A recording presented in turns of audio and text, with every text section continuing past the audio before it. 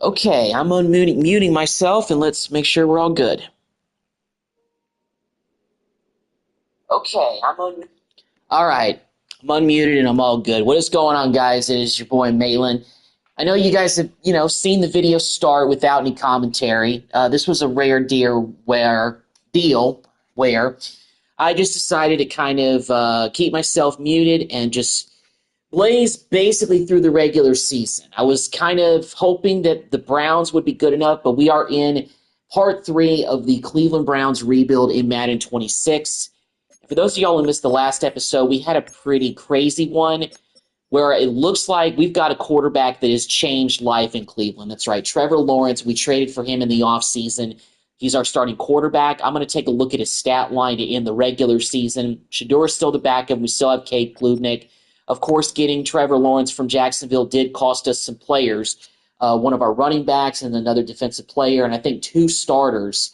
But it was well worth it because the way I saw it basically was that, look, Shador Sanders was not going to get up in the 80s anytime soon.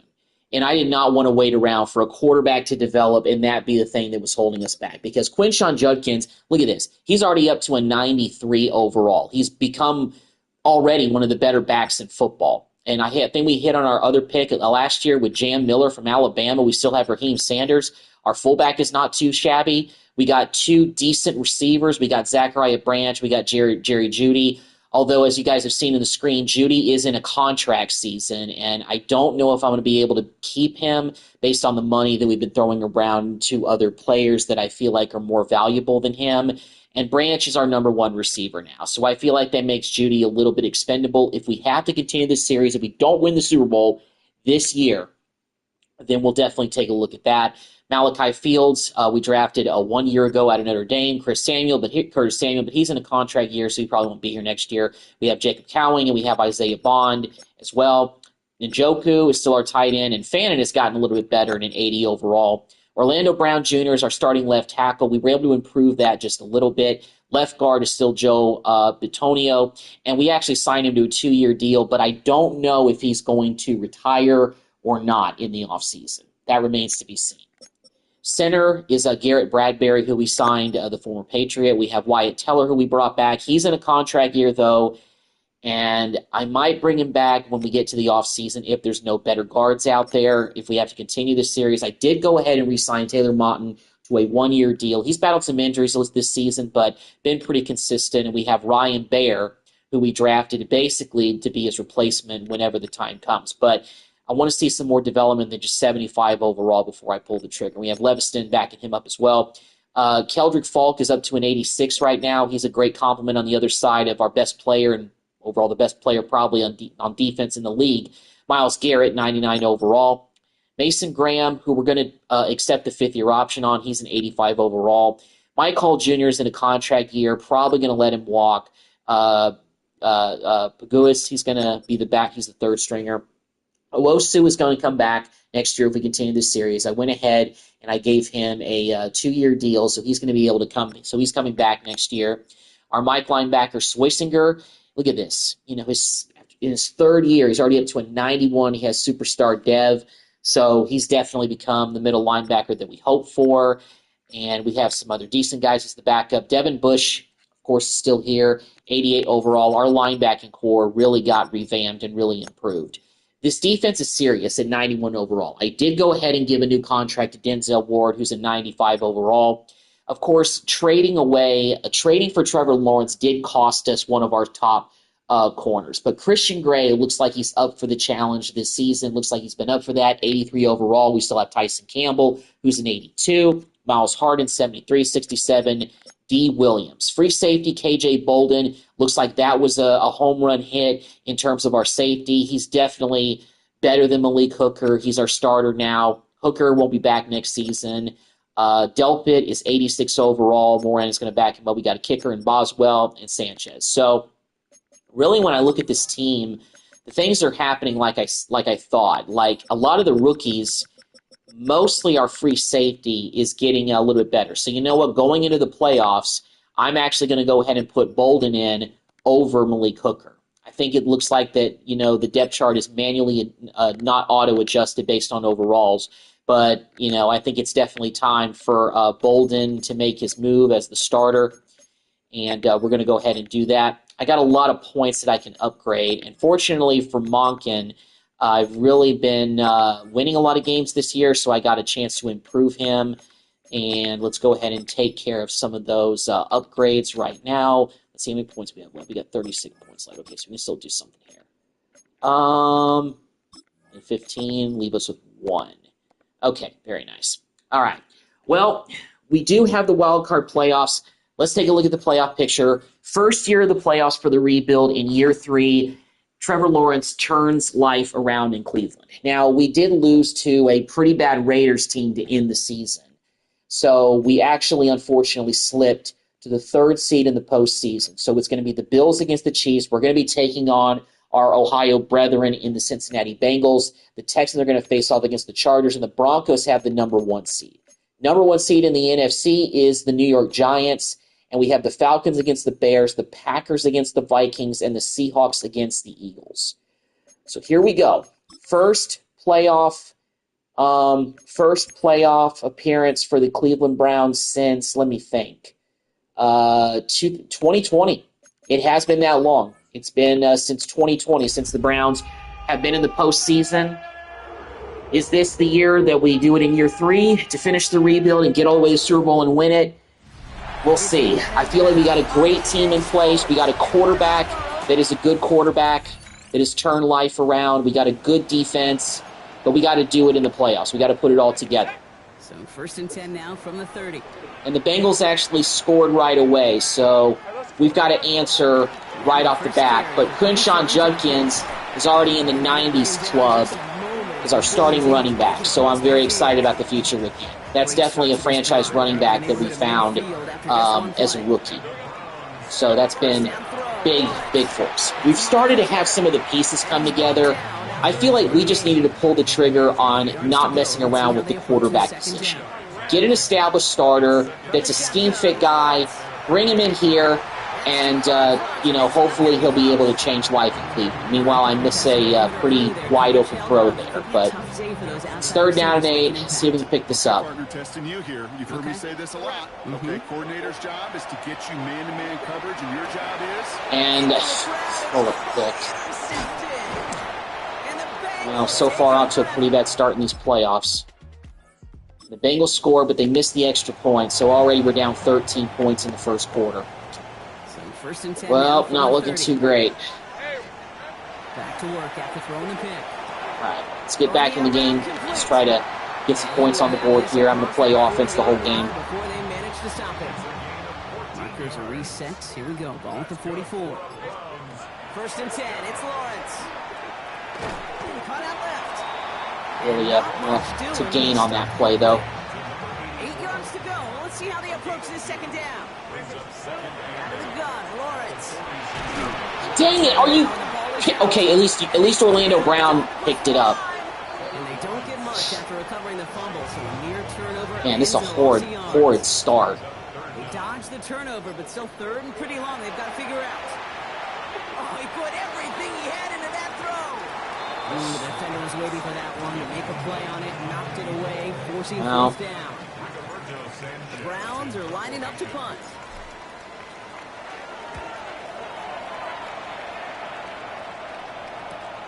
Secures this at the 17. Well, at least we didn't let that returner get too far.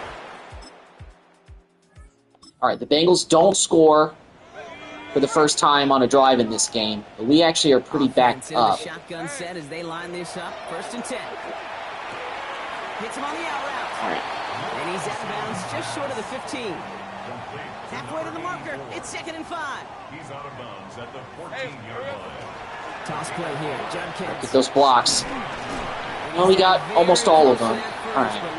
1 yard short.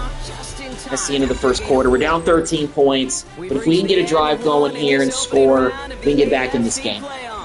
But I just feel like we really need to score on this one. Even a field goal, just something. We can't keep messing around here. And you know what? I want to alternate to a run play here. There we go, Judkins. Good blocking by the O-line. Perfect. There we go, Judkins. We've set it down from 37. On 1st and 10, here's Lawrence. Touch pass, but completed it to Branch. Right near midfield here. Looks like about a yard short. Ball just a yard shy of midfield. 1st and 10. Lawrence working. Fields, oh, you're wide open. And they're going to be set up just Nice catch by Fields. Second-year man out of Notre Dame. He's not a real player.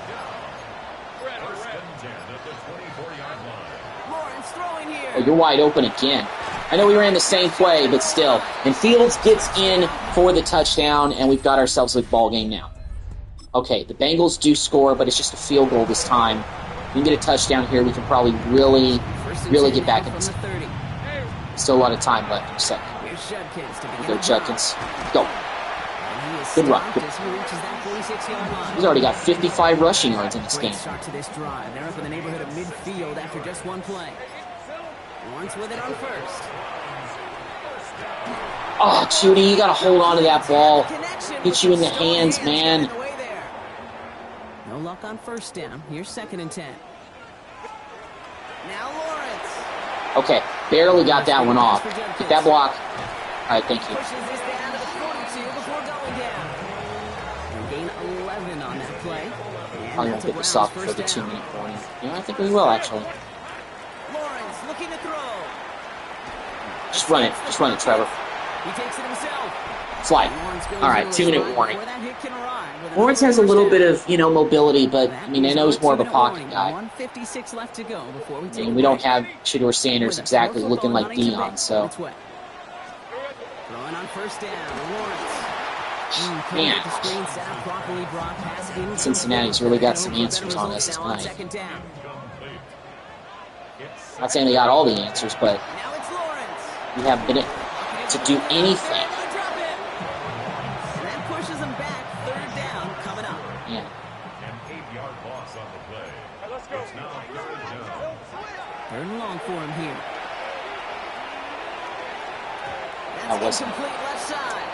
a chance. All right, 51-yard field goal by Boswell. This should be in his range. Come on, Boswell. That running into the kicker. That's got to be running into the kicker. And he did. Hold on, though. There's a flag down Yes. here.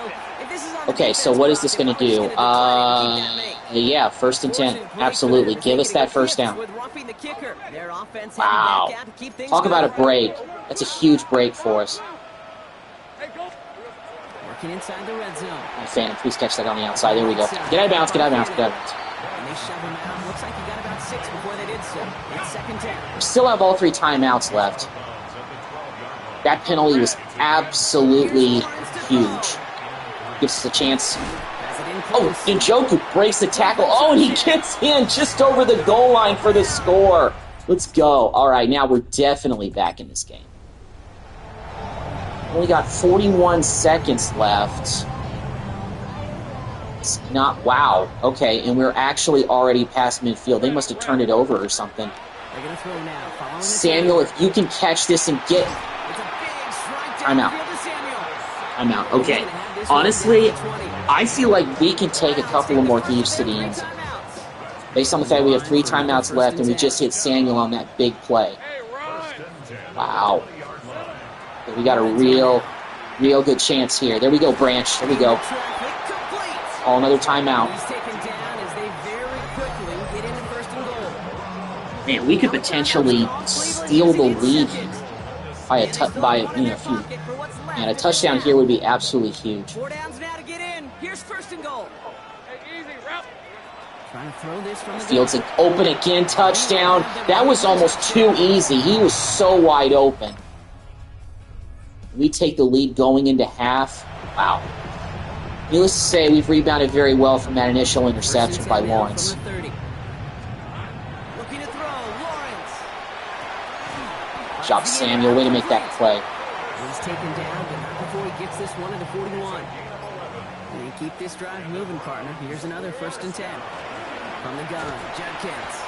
And he's caught after a gain of about 2.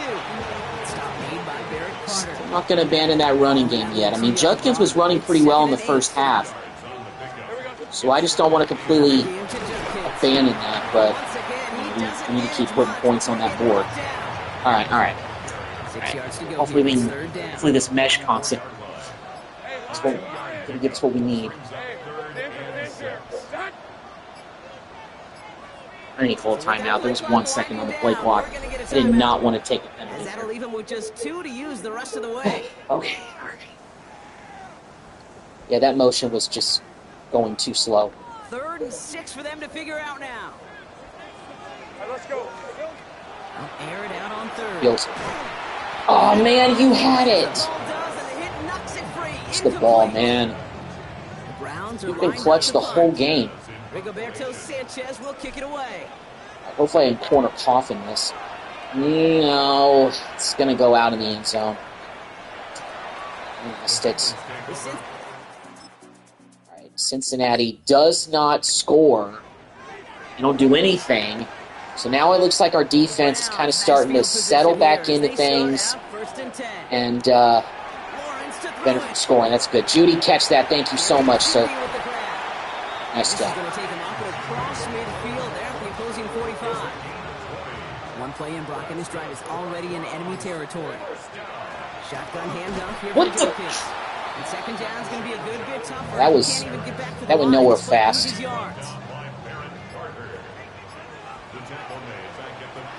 the shotgun, Lawrence. Let's go. Another first. Get this down roughly to the 34-yard line. So new set of downs. Here we go. 1st and 10. 1st and 10 at the 34-yard line.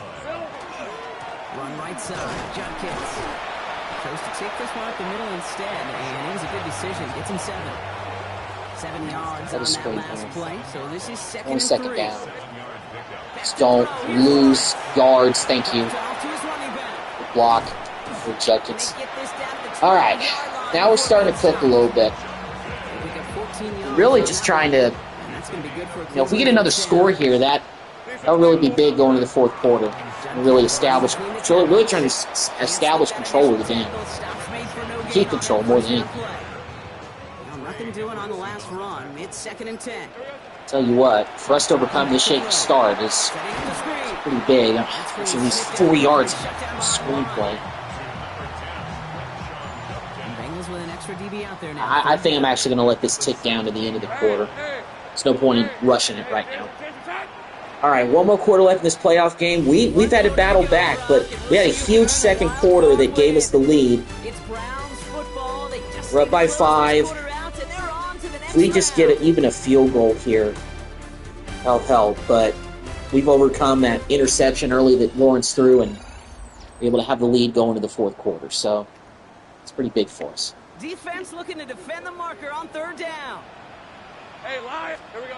Even if I got to throw this thing short just to not risk it. Yeah, I'm just going to throw this away. Judkins is hurt. All right, well, we're in field goal range. Let's take the points. So here's Chris Boswell in a high-pressure spot. From the left hash, 34 yards away. Tracking for it. All right, so he actually makes his first field goal of the game. They don't run into the kicker that time. Also, that running into the kicker penalty was absolutely huge.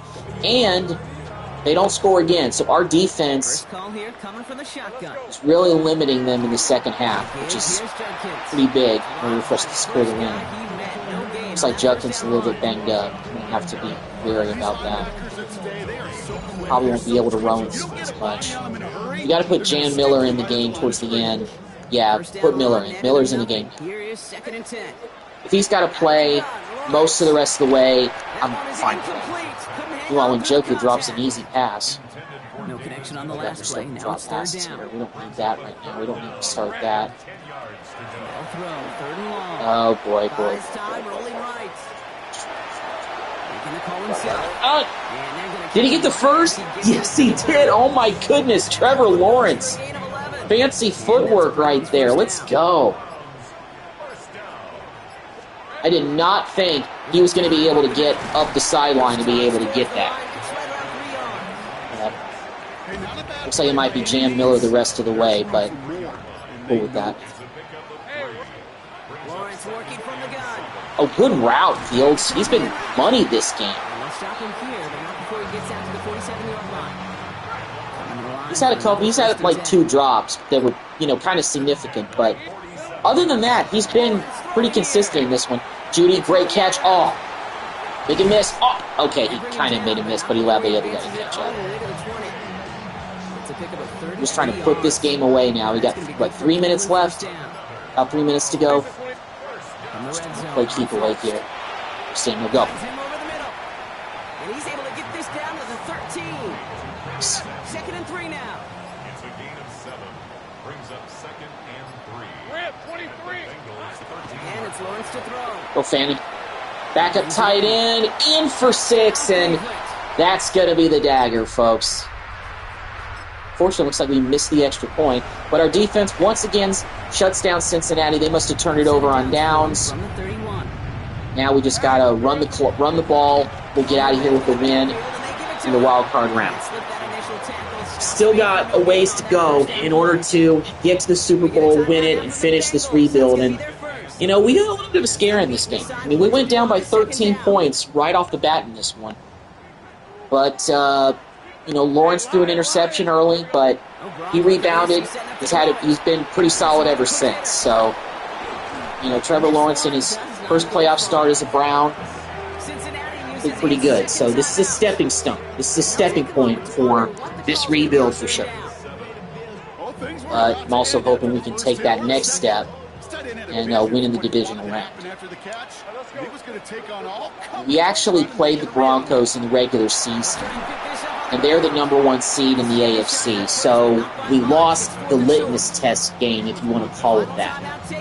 But hopefully we can learn from our initial loss to those guys and be able to get the win, because we're going to have to go to Denver to win that game. They're the only team that had a better record than us. Well, actually, no, the Bills did.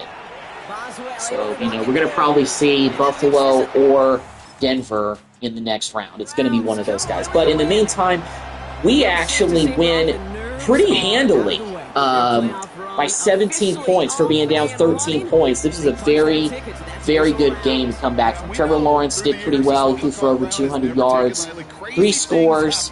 Quinshon Judkins was running the ball pretty well up until he got hurt in the fourth quarter. But our defense started making stops. And sure enough, we were able to hold Joe Burrow and company in check, and we're going on to the next round. And we are going to be taking on those Buffalo Bills in the divisional round of the playoffs. And they beat the Chiefs, so Josh Allen finally beats Patrick Mahomes in the postseason, 31-25. And we took care of the Bengals, and it was the Chargers going on the road and beating the Texans. So it's going to be the Broncos against the Chargers, so an AFC West showdown, and we're going to be taking on the Bills.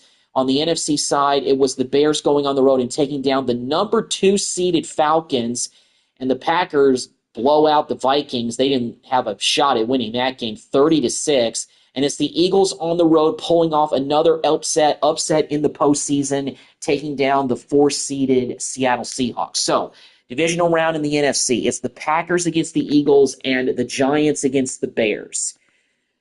So that is the way the divisional round is looking. We do have 42 skill points to spend, so I'm going to go ahead and spend them on Monken. And let me see what I want to do. Let's go ahead and upgrade Big Back here.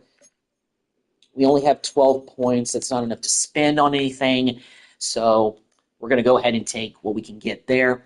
So this is definitely going to be a tougher matchup for us. We're 12-5, so are the Bills.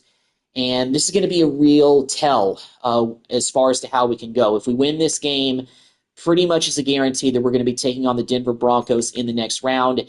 And barring anything crazy, we're going to be on the road for the rest of the postseason if we make it all the way to the Super Bowl. So we got to take a little bit of a hard road to get to the championship, and that's what we got to do. Although we look to be pretty even with the Bills. We got an 86 offense just like them.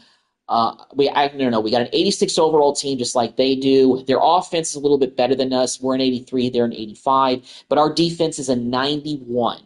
So when it comes down to making stops, I'll take my guys, Myles Garrett, Denzel Ward, over Josh Allen and whoever else he has with him. Let me actually do a little bit of scouting on those Bills. Let me see who they have on their roster. So they still have Josh Allen, 31 years old. He is a 99 overall QB. They still have James Cook, who was a 99 running back. Wow, I wasn't expecting to see that. The fullback is a 65 overall. They got an 89 Khalil Shakir. Tiger Bachmeyer, that's definitely not a real player, but what a name. A rookie receiver out of Stanford who's already at an 84. Keon Coleman is an 82. He's still there. But this receiving core is not anything spectacular. Joshua Palmer, 81 overall. They still have Dalton Kincaid, who's an 89, but they have no receiver in the 90s. Then again, we don't really have that either. They got an 84 Deion Dawkins still there. They got a Luane from Penn State. He may be real, he may be not. 84 left guard. Their center's a 79. They got a 78 right guard. 85 right tackle. 94 Greg Rozow, who is from Miami. But he's hurt. So they don't have their starting left edge rusher. They do still have Joey Bosa, 84 overall, albeit 32 years old, still grinding. 85 and an 84 at defensive tackle. They still have Ed Oliver. TJ Sanders is still there. Deontay Lawson from Alabama. Pretty sure he might be real. 83 overall linebacker. They got a 90 Terrell Bernard now, so he's quickly become pretty good. They got an 80 Matt Milano, who's still there, albeit 33 years old. He may be in his last year or two.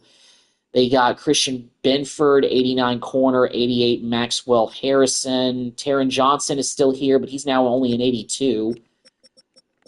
Free safety, 89 Cole Bishop. Caleb Harris is an 83, but he looks like he's hurt.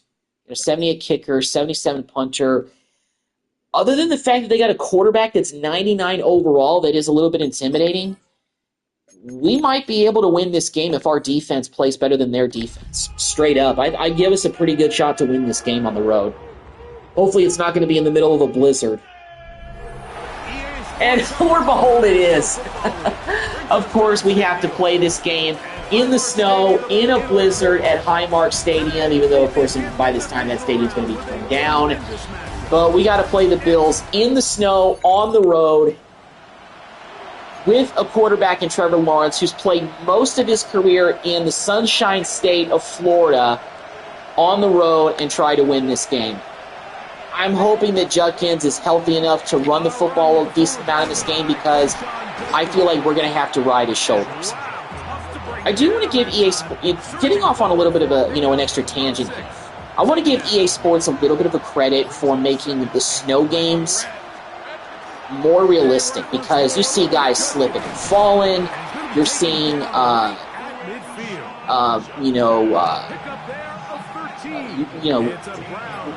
better, mechanics and stuff, and it's not a deal where, like, when you had a snow game, you still had all the physics as if it was, like, sunny and 80 degrees. So I give EA Sports credit for enhancing that and really saying, you want to give your player a challenge, make it snow. If you're playing one-on-one, make it snow and have it be a blizzard, and make it harder on them. So I give EA Sports credit for doing that a little bit more. Meanwhile, we get sacked by Bosa, and it's 3rd and 15. And, he caught it! Branch, what a snag! I thought for sure that was going to the safety, but Branch basically snatched that thing out of the air for the first down grab, so that was absolutely huge. Yeah, you kind of saw it right there. Judkins got the handoff, but he stumbled a little bit and can only gain 3 yards, when in reality he probably could have gotten another 2 or 3 yards out of it. So the physics are better for that, but still. And look at Jam Miller getting a nice run. If our running game can be on point in this one, I really like our chances. All right, ball at the 3, 1st and goal. Yeah, that's that wasn't going to be. All right, we move forward, 1 yard?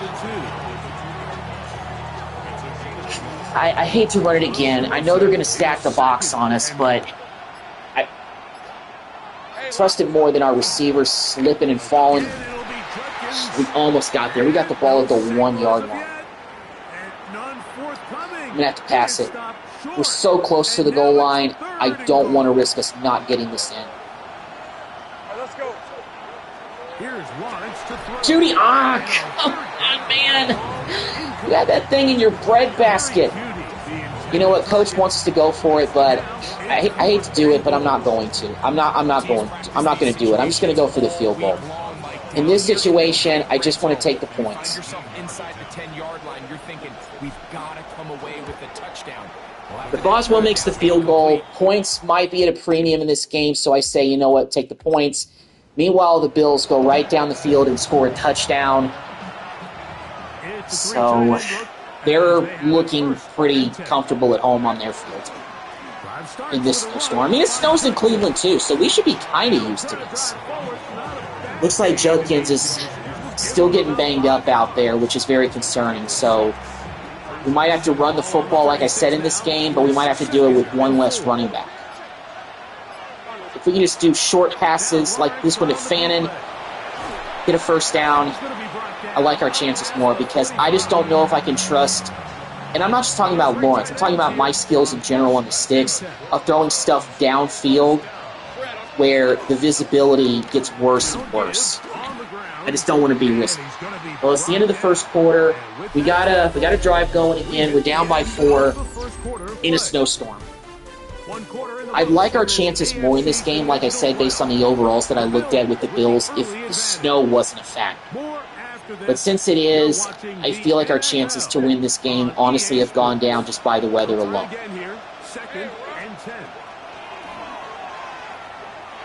There we go, Judy. Judy could have easily gotten that first down if he doesn't slip. And I'm going to throw it. I mean, I'm okay with throwing short passes in the snow if they're going to slip. Because all we're looking to do is move the chains. And I totally misfire. I don't know how Lawrence misfired that ball. My coach wants us to go for it. And even though the coverage was tight, he still tried to fit the ball in there anyway. And I don't think we kick a field goal from here, so goes through his progressions and has a little bit more trust. This is risky. I think there's an easier throw to make out there. Go, Miller. Oh, stumbled a little bit, but he got the first down. Nice job, Miller. Good job. And they get 6 yards.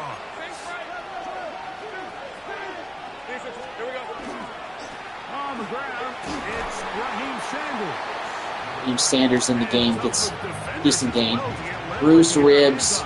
Taken down after a gain of 4. From the 34-yard line.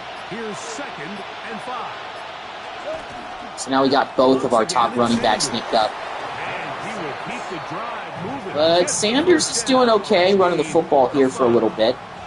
But I feel like we also got to knock the field. Now here's Lawrence. Judy makes a great catch. Let's go. Perfect out route, and he didn't slip. Nice. Just shy of the 10.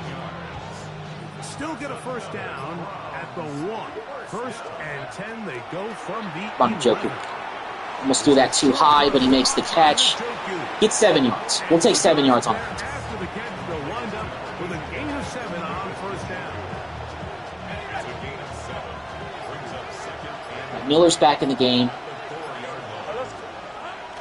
I don't know if he can get to the outside. No, that didn't have a prayer. And this one ruined quickly. And Take them back to the 5-yard line. what we said, I think that's it. That out route or Fields over the middle. Lawrence from the gun here on Fields third down. makes another catch for another touchdown in the postseason. Let's go. Wide open over the middle. We got the lead. Bills don't do anything. We're still up 3. I don't know how aggressive I want to be because we got the ball at the 20.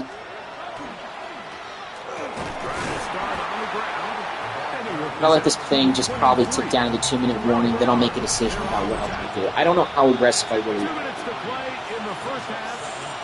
They're going to get the ball to start the second half, but I don't want to risk a turnover. So I don't know. He get out of bounds. I don't think he did. Okay, well, let's do hurry. It'll be a short pickup. That's not enough for the first down. Now Lawrence. Just barely got that one off, but Branch makes the catch, gets off to the races, and gets out of bounds. Up beyond the 45. I think he did. Yeah, he got out of bounds. Okay. We still have all 3 timeouts left. We just get a field goal out of this. I'll take it. To throw is Lawrence. Oh, good tight end open route. Yannon slipped. All right, clock's still ticking. Let's do no huddle. As he is taken down. 4 yards on the pickup. 2nd and 6.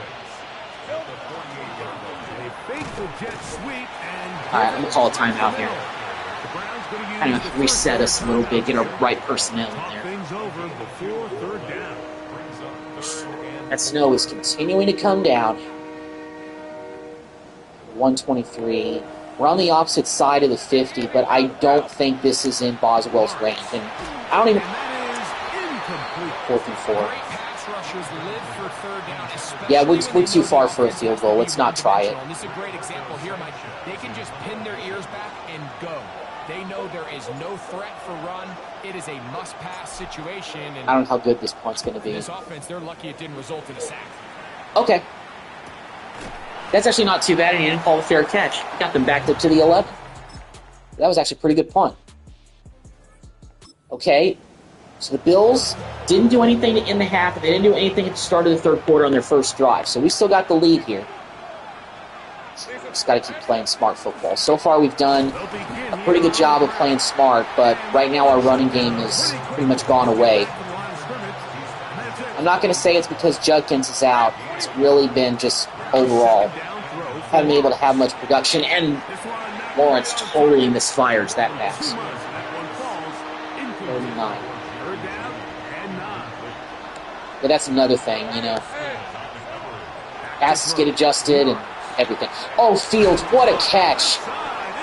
Beautiful. They haven't completed a lot of passes this game, but when they have been completed, Fields has been the guy. Oh, good movement, Turkey. Let's go. Gains 8 yards. We'll take that. We'll try stretch play. Try to get to the outside with Miller. 47th out there. Perfect. At least we got a first down. Got some production.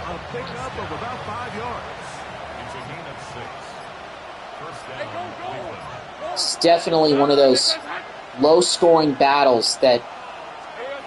To throw is Lawrence. That was almost too high, but... Oh, Njoku breaks the tackle, gets a first down. Nice job right there, man. Ball down to the 16-yard line, and it's 1st and 10. And he'll take this forward for about 3. Injury timeout, that can't be good. Now we're going to stoppage here for an injured. Hopefully it's not Jan Miller hurt again. Nope, he's still in the game. Already without Judkins, and Miller was out for a little bit there. Oh, Miller, up the middle, touchdown. Oh, wonderful. Perfect. Now we're up by 10.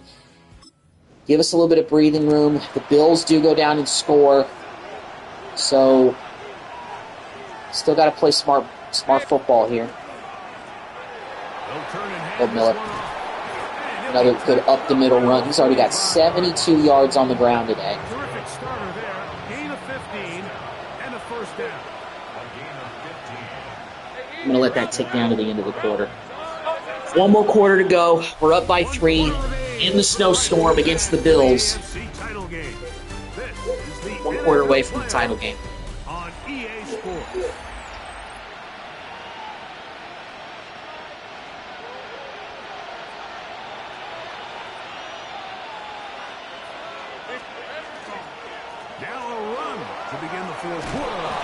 Jan Miller's been ripping off some big gains here. The offensive line's done a pretty good job blocking.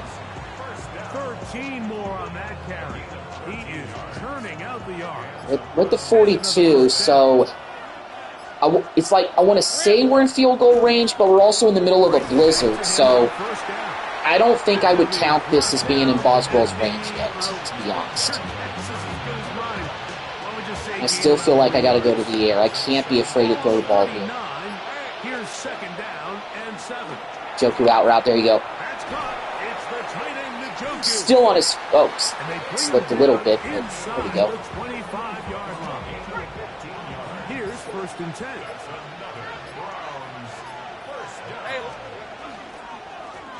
handoff as they try to run it here.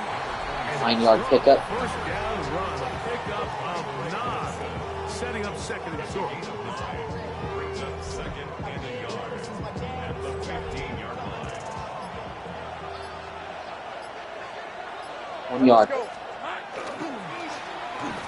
Good job, Miller. First down. He's got a 100-yard rushing game today. First and 10 at the 12-yard line. On the ground, it's Sanders. Sanders, and he fights his way into the end zone for the touchdown. Let's go. Even our backup running backs are playing well.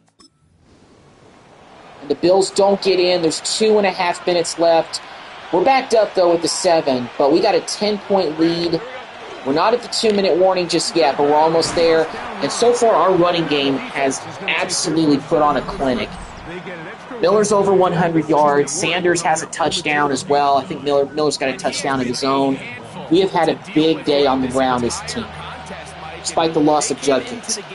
I'll have to check and see how ready he'll be for the championship game next week, because that's concerning if we don't have him healthy for the title game and potentially the Super Bowl, especially considering how quickly he's risen to being a 93 back. It's third down. When we pick this up, this game is over. If we don't, Bills call a timeout. I think, yeah, they only have, now they got 1 timeout left. And we're not going to mess around. We're going to punt. As they try to play the field position game here, protecting a fourth-quarter lead. Absolutely playing field position game. They do a fair catch. They're backed up to 41. They're down by 10, so they need 2 scoring drives in just over 2 minutes. So that's a pretty tall task for them right now, considering what they've done. And they don't get it. There's 32 seconds left. We just got to take a knee, and we're headed to the AFC Championship game. I'll tell you, I felt confident that we could come in here and win this game, but when I saw the snowstorm, I got pretty nervous because when there's a snowstorm, the turnovers tend to go up in the game. That's just a tendency that happens. But in this game, we didn't turn the ball over once, and our running game was absolutely on point. Take a look at the stats. I got to show off the stats here for us. So as far as our passing game, Trevor Lawrence was really a game manager. He did throw a touchdown pass to Fields, but not much there. We had 108 rushing yards from Jam Miller. Judkins, of course, got banged up. But he had 18 carries. That's a lot of carries for a running game. Sanders had 23 yards. He had a touchdown. Of course, Miller had a touchdown. Our best receiver was Njoku with 41 yards, but we had a receiving touchdown from Fields on only his second catch of the game. But it was a pretty big one. So we take care of business in the AFC Divisional Playoff, and we're headed to the championship game. So we're 2 wins away from finishing the rebuild in year 3 of the Cleveland Browns rebuild. So now we just got to go up to Denver and play in the conference championship game. They're the last obstacle standing in our way of being in the Super Bowl. The Browns finally getting in the Super Bowl for the first time in their history. And I got to tell you, this is actually pretty ironic that we have to play the Broncos in Mile High to get to the championship game, being the Browns, because everybody remembers the fumble in 1987 when Ernest Biner fumbled it on the goal line when the Browns were trying to drive in for the game-tying score. Everybody remembers the drive with John Elway. This one is going to be trying to conquer some demons that at this point in time, being the year 2027, are 4+ decades old. And that's what we're trying to do. We've got the city of Cleveland breathing down our necks. We've got the whole area of Ohio just wondering, is this going to be finally the time the Browns beat the Broncos in the AFC Championship game? We got to answer that question. And we're going to do the same thing we've been doing, play offense only. Broncos, they're looking a little bit better than us, obviously. They're the #1 seed in the AFC for a reason. But I got to see what they're working with. So Bo Nix is up to a 95. J.K. Dobbins is their starting running back, and he is an 87. R.J. Harvey is an 85. Their best receiver is still Cortland Sutton, who's a 91. London Humphreys, a rookie receiver out of Georgia, not a real player, but still pretty solid. They got an 86. Troy Franklin. Jack Endries from Texas is their starting tight end, 88 overall. They got a 90. Garrett Bowles. 78 Jenkins. 79 Wattenberg. 98 Menarez, probably rated the best right guard in football. 85 Monroe Freeling, who is a rookie out of Georgia. Jonathan Cooper is still there, left edge rusher, 88 overall. Danny Dennis Sutton, he's a real player from Penn State, 81 overall. 98 Nick Bonito, 92 Zach Allen. John Franklin Myers is still there at an 81. Their starting Sam linebacker is Gabe Jacques from Illinois. He actually was a player I drafted in my Cowboys franchise. Their middle linebacker is Dre Greenlaw, who is a 91. Their starting weak outside linebacker, Alex Anzalone. He's a 78, though, so that's actually kind of a weak point of them. And look at that. Patrick Surtain II, 99 overall corner, superstar dev. 85 overall, Riley Moss.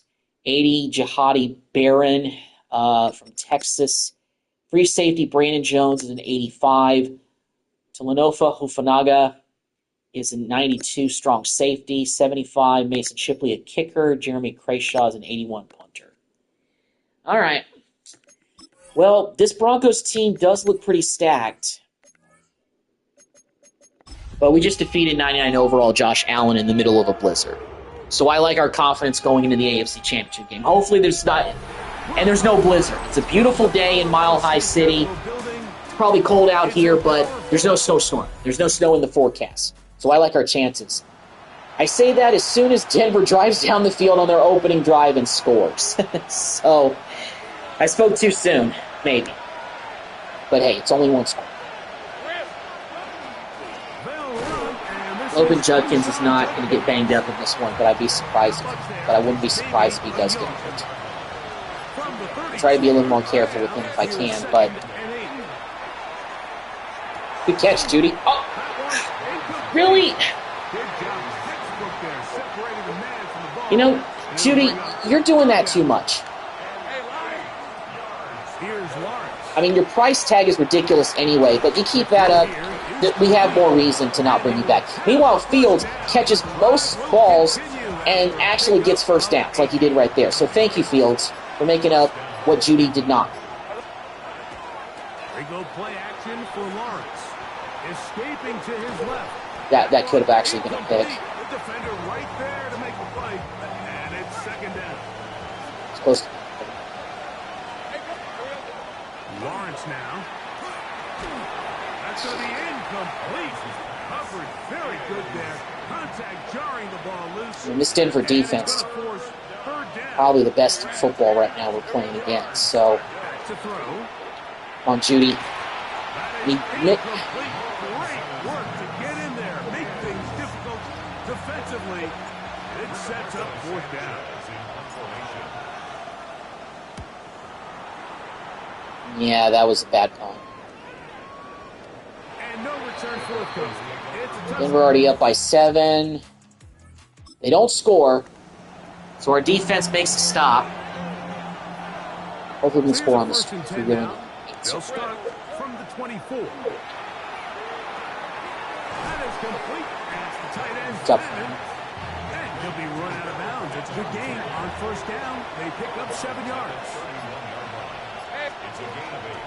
Here's Judkins. Yeah, Judkins. And he's going to get first down, taking this one up past the 40. He's doing okay.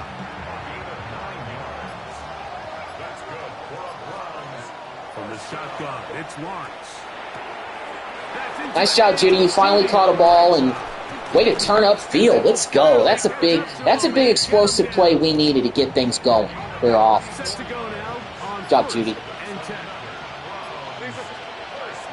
A give now to Judkins on Oof. his own read. And this defense not fooled by the option they How much there for Judkins? Get him down for no gain. Lawrence now on second down. Oh, great catch, Fields. Open downfield on the crossing route. And that first and goal, he is down. Looks like we got Mott banged up. 10-yard All right, it's the end of the first quarter. Denver is up by 7, but we have a pretty solid drive going. So we got a chance. Got a chance here to, in just a moment. if we tie this thing up. First down and goal. Here's Lawrence to throw. This one caught at the 4. And they'll get this down to the 3, but no further. It'll be second and goal. A bit of a quick hitter Go here. back in What now. you're hoping for, Mike, is that the defense can't react quickly enough because the ball's coming out so hot. But they knew it was coming, and they end up holding them to just a short game. And Judkins gets into the end zone for the touchdown. First one of the game for us. It's a pretty big answer. We tie this game up. Denver doesn't score on their next possession, but we are backed up at the 6. They'll run with Judkins to begin the Oh, go Judkins, go. past the 40. Quinshawn Judkins is to the crib. Let's go, Judkins. Huge touchdown right there. That was more than an explosive play. That was a lightning bolt. But Denver does tie it up. They have a score of their own. So this is going to be probably a back and forth affair, but I would not, but and most fans would say, I wouldn't have it any other way for the AFC Championship game to be like this. Here's a 2nd and 6. It's now 2nd and 6 at the 34-yard line. Up the middle goes Judkins here, and he'll get nothing here. Back to the line of scrimmage, and that's all. No gain on the play. It's 3rd down. Working out of the gun, it's Lawrence. And Judy got banged all around, but he gets free. We get enough time, make the catch, first down. Inside the 40-yard line. All the criticizing I did of Judy a little bit earlier in this game on that first drive, he's caught pretty much everything I've thrown his way since. With the explosive plays that we needed in the passing game, so I digress.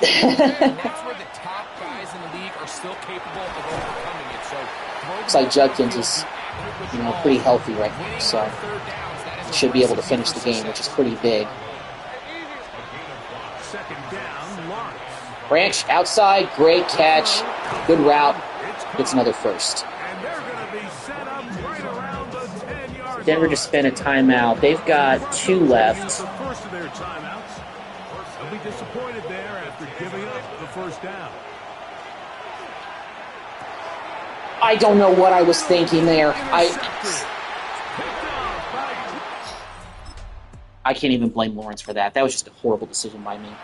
Fortunately, the Broncos don't do anything at the end of the first half. On first We and get 10. ball to start the third quarter. He'll get that complete to the tight end, Njoku. From 31, here is 2nd and 9. Now here's Lawrence. Go, Fields, go. On the impact, he's got it. Moss can't catch you. Inside the 25. And he doesn't. Fields runs away from everybody for the score. I think that's like his 4th touchdown pass catch of the playoffs. Well, Broncos aren't going away lightly at all. They settle the score right there. Tied at 21. On first down, Lawrence. He brings it in. Njoku. Tight end, Njoku. Good catch. And they'll be set up now. Up past the 40 with that one.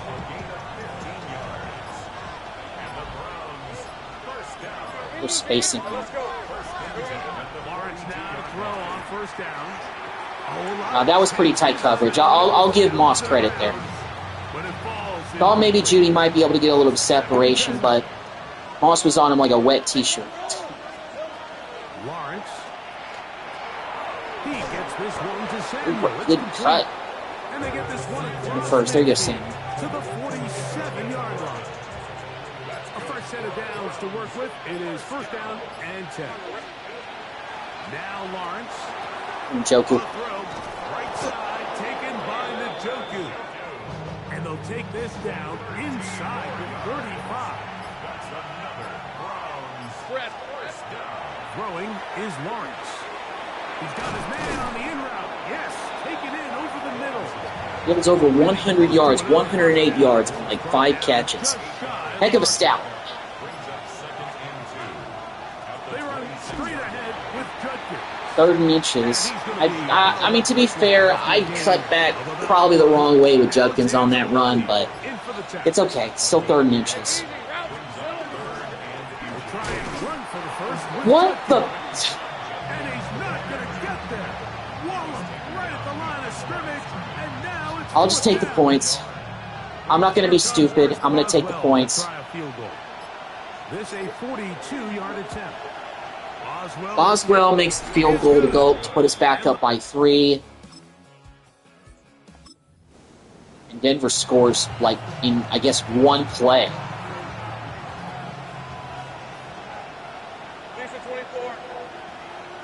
And just like that, we've lost. I thought about going for it, but I said, in a game like this, just take the points. Meanwhile, we get sacked for the first time today. So after the loss on first, here's 2nd and 14.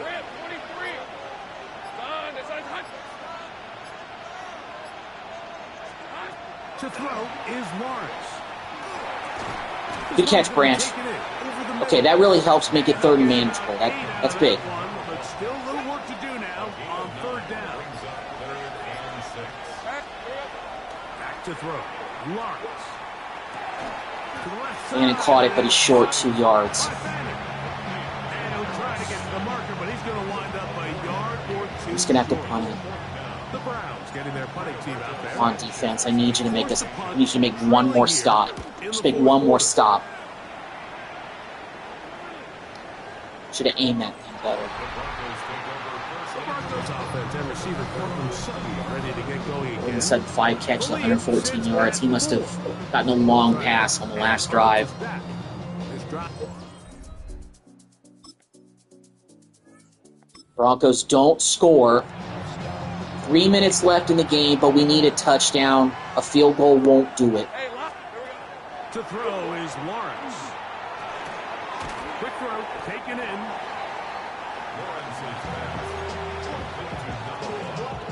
So, from the 26-yard line, here's 2nd and 4. From the shotgun, it's Lawrence. That's into Catch. the hands of Judy on the right side. And they'll get him down. 2 minutes left to the Super Bowl. We're down by 4. For a first down. We have all of our timeouts left. Trevor Lawrence is going to have to pull a John Elway in John Elway's backyard. They'll drop to throw. Good catch, Njoku. Way to hold on to that ball. And he's close to another first down. He's brought down just Thought about going deep over the middle to Judy, but the defense got a little bit tight there, so I didn't want to risk it. And thankfully, Judkins rips off another big gain, picks up another first. taken down. Huge play. Plenty of time. All 3 timeouts left. It's 1st and 10.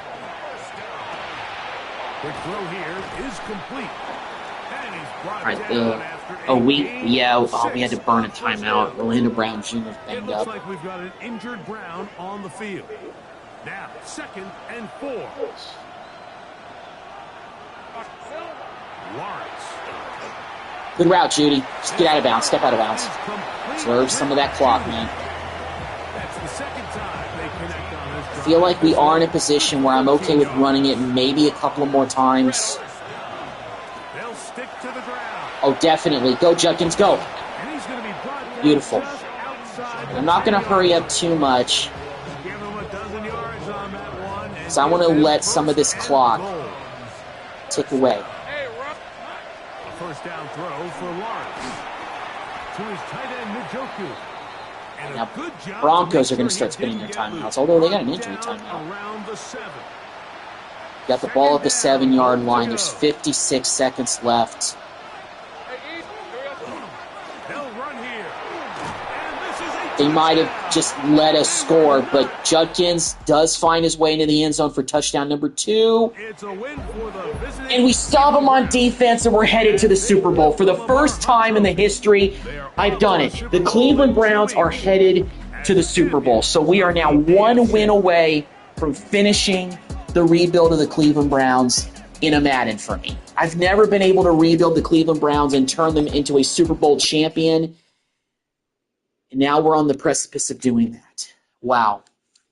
That was a very, very hard-fought game. Denver just kept matching us blow for blow in this game. But we were able to come through with the plays, and we were able to get the win, and we're headed to the Super Bowl, and it looks like it is going to be against the Philadelphia Eagles. We're going to be taking on Saquon Barkley, Jalen Hurts, and company in the Super Bowl this year in 2027. How about that? So we take down the Broncos. The Eagles defeated the Bears 38-17. Also going back a few rounds earlier, the number 1 seeded Giants also lost because we beat the number 1 seeded Broncos. Because we didn't beat the number 1 seeded Broncos. I'm tripping. I mean, we did in the AFC Championship game. But in the NFC Divisional round, the Giants went down by 17 points to the Bears, and the Eagles scored 52 points in Lambeau Field and beat the Packers. Wow, that is a extremely lopsided win. So, looking at the Eagles' path, they came in as the 5th seed. They pulled off an upset in the wild card round. They pulled off an upset in the divisional round. They are the host team in the NFC Championship against the Bears team that snuck in as the 7th seed. So a 5 versus a 7 and a 1 versus a 3 in the AFC Championship. This is a very unlikely Super Bowl. We got basically 2 franchises that for a long time, were losers. And technically in real life, the Browns are still losers as of 2026. But I've got the Browns finally in the Super Bowl. And I just want to say that making the trade for Trevor Lawrence or for a quarterback that was going to be solid, I felt like was just the move. I wanted to get an established guy and look at what it has yielded us. It has yielded us in his first season. Trevor Lawrence has taken us from a non-playoff team into the Super Bowl. And then again, one of the things that I kept thinking about this team is that we had a lot of pieces around at different positions. Defense, I think our linebacking core is pretty solid, one of the most solid in the NFL, especially with Swisinger developing from winning Rookie of the Year to being a very, very well-rounded middle linebacker. Myles Garrett is arguably the best defensive player in the National Football League. Sorry, Micah. Definitely the best edge rusher. We have a running back who we determined is a franchise running back in Quinshon Judkins, who's in the 90s club, one of the best running backs in the league. We have 2 decent receivers. We have a Pro Bowl tight end. Our offensive line, most of them are in the 80s. This is a very well-rounded team. This is definitely a Browns team that I just felt like that, going into last year, Cade Klubnik and Shedeur Sanders were not going to be enough to get the team over the hump because as much as you had great talent surrounding the quarterback position, we just needed to get that 80-plus guy to just take the offense over the top because I felt like that was what was holding us back the first 2 years from even getting into the playoffs. But now we've done it, and now we're on the verge of winning the Super Bowl, taking on the Philadelphia Eagles. First things first, we got to go ahead and simulate through Pro Bowl week. I'm not taking a look at the Pro Bowl roster because none of our Browns are going to be playing in this game for obvious reasons. And it looks like we got some new unlocks here. No, we don't. Okay. Let's go ahead and check out the yearly awards then. The MVP is Joe Burrow. And we did not have anybody in the MVP race. The Coach of the Year goes to Brian Daboll. But Todd Monken finished 3rd for Coach of the Year. So how about that? AFC Offensive Player of the Year goes to Brian Thomas, who plays for the Bengals now? I did not know he played for Cincinnati. Quinshon Judkins finished 4th for Offensive Player of the Year in the AFC. Didn't have any other Browns there.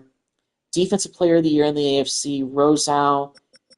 Myles Garrett actually finished 7th. Pretty sure you got another Pro Bowl type season, though. The Offensive Rookie of the Year goes to London Humphreys of the Broncos. Oh, yeah, he's one of their receivers. Defensive Rookie of the Year, no Browns in there. Best QB, Trevor Lawrence actually finished 10th. But, hey, I mean, we just needed a guy that was, better than, what Sanders is going to give us. Although Quinshon Judkins does win Best Running Back in the AFC. Best Receiver, nobody from the Browns. Best Offensive Lineman, nobody from the Browns there either. Best Defensive Lineman, Myles Garrett finished 5th there. Best Linebacker, we have Devin Bush coming in at 5th, so he got a little bit of recognition. He got a little bit of votes there. Best Defensive Back, no Browns.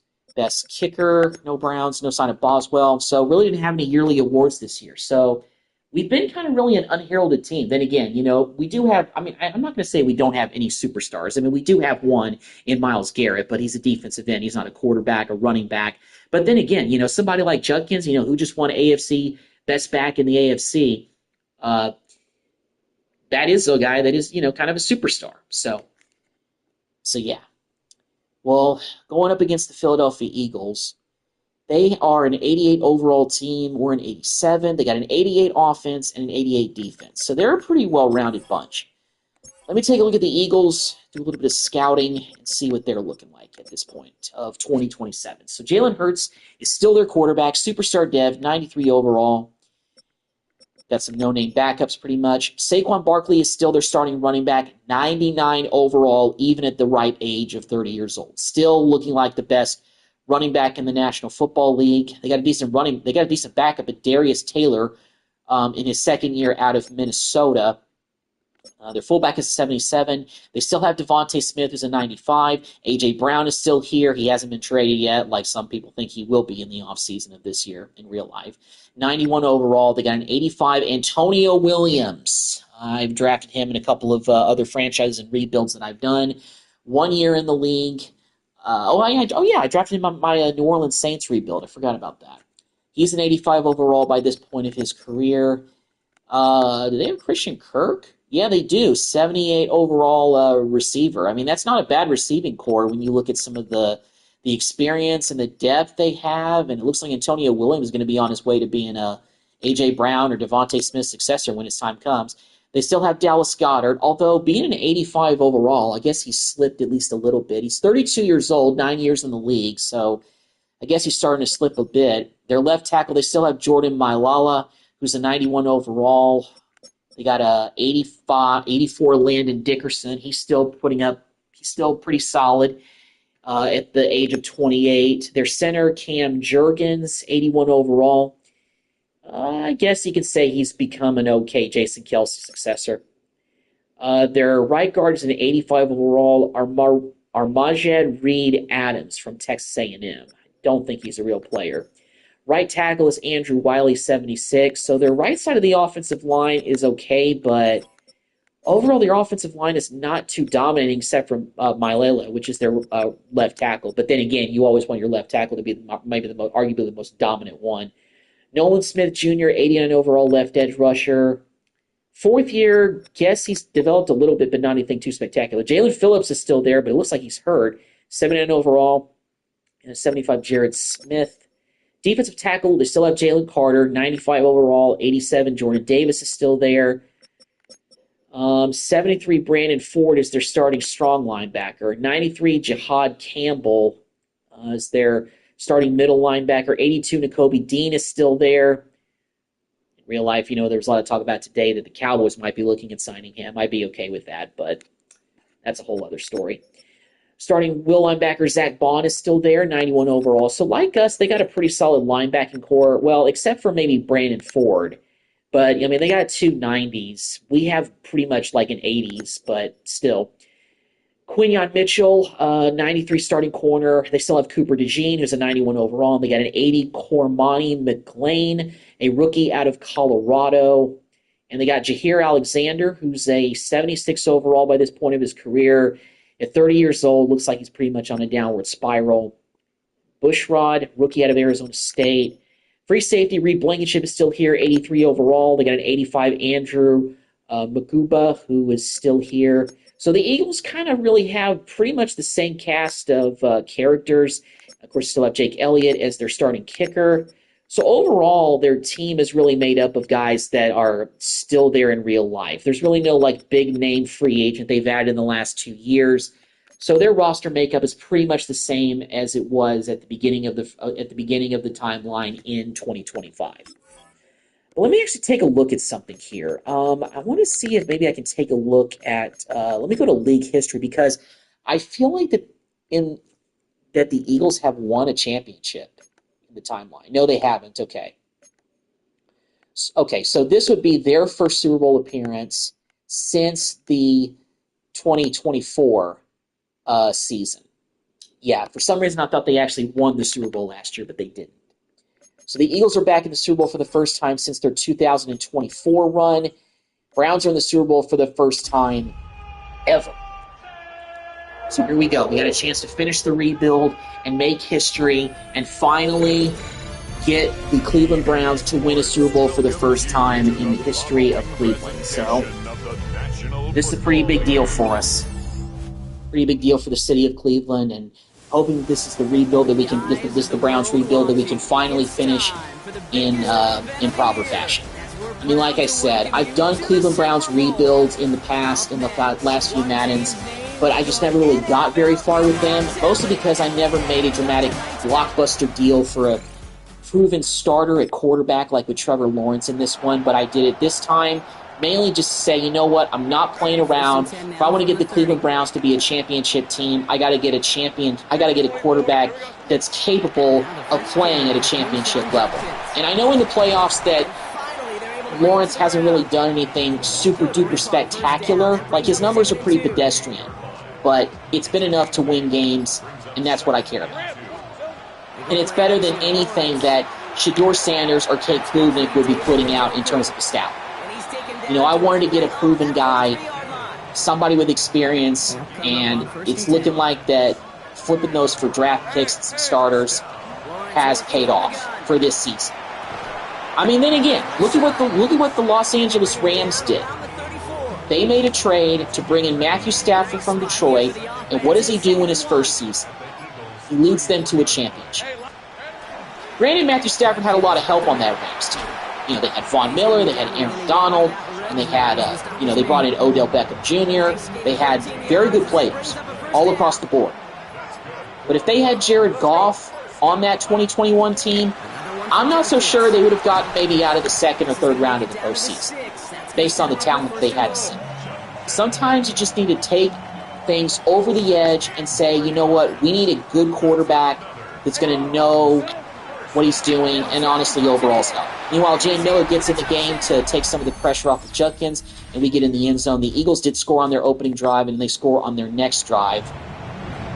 That Eagles offense is stacked with talent, so I'm not surprised that they are doing pretty well offensively in this game so far.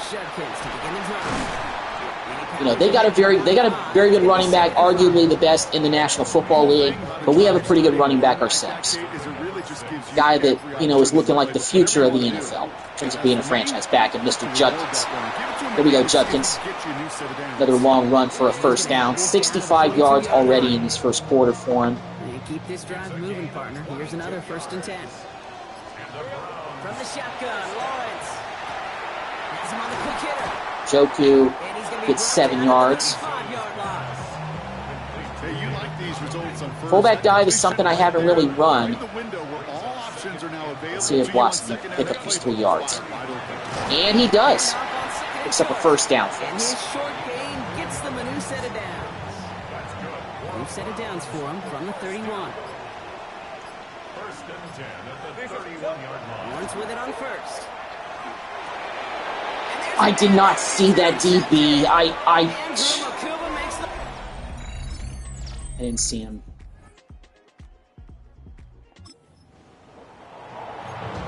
Now we're down by 14 points. So 1st and 10 now from the 30. Now we gotta back to work after throwing the pick. He had it for a moment, but a complete defensive We really play. gotta score. Loose, incomplete. Still at the 30 after the incompletion. Here's 2nd and 10. Out of the gun, Lawrence. Defender arrives right as the ball does, and the hit knocks it free. Incomplete. So after that prior incompletion, it's third down. Third and long. They're going to throw. That one is incomplete. Couldn't hang on through the contact. Branch drops 3 passes in a row. Sanchez, the man who will send this flying on fourth down. Yep. Well, if there is a silver lining, we do get the ball to start the second half. At the 24-yard line. Head coach Nick Sirianni. Hopefully the Eagles don't do anything at the end of the half. Okay, and they don't. And we do get the ball to start half number 2. We got to score here. We got to score here and get back. Now from the 30. Now Lawrence. Short pass brought in. And he's going to be driven out by a defender just before he can get it up to midfield. That interception turned out to be costly because they immediately scored off of it. So that cost us some points. We go Branch, good catch, good run. First down. Down to the 33 before being stopped. Offense is set. First and 10. Not out of this yet. Got to score here, though. Hand off now. And Judkins. Go. Come on, Judkins. Fight your way through. Go again. Inside the 30. That's a gain of 7. Last run got him 7. Here comes second and 3. Now it's Lawrence. Branch. Got it over the middle. And he's going to be taken down. Made a good catch and run by Branch. They'll have first and goal to go now after they gained 18 on the previous play. Working inside the red zone. Has it down close. And that play is brought to a halt, they're going to say, at the 5-yard line. Second and goal coming up. 5 yards to the end zone. Lawrence throwing here. Another nice catch by Fields. Gets into the end zone for the touchdown. Now we're only down by 7. Eagles don't score. We're backed up, but this isn't too bad. Here comes first and 10. Very good catch by Fields. Let's go. And he'll get this up to the 18-yard line. We got to take advantage of our defense stopping them from scoring. We got to tie this thing up on this possession. I really feel like there's a lot of pressure to do that right here. Not a big run there, but Judkins gets it done. Gets another first. So a new set of downs. Here we go. First and 10.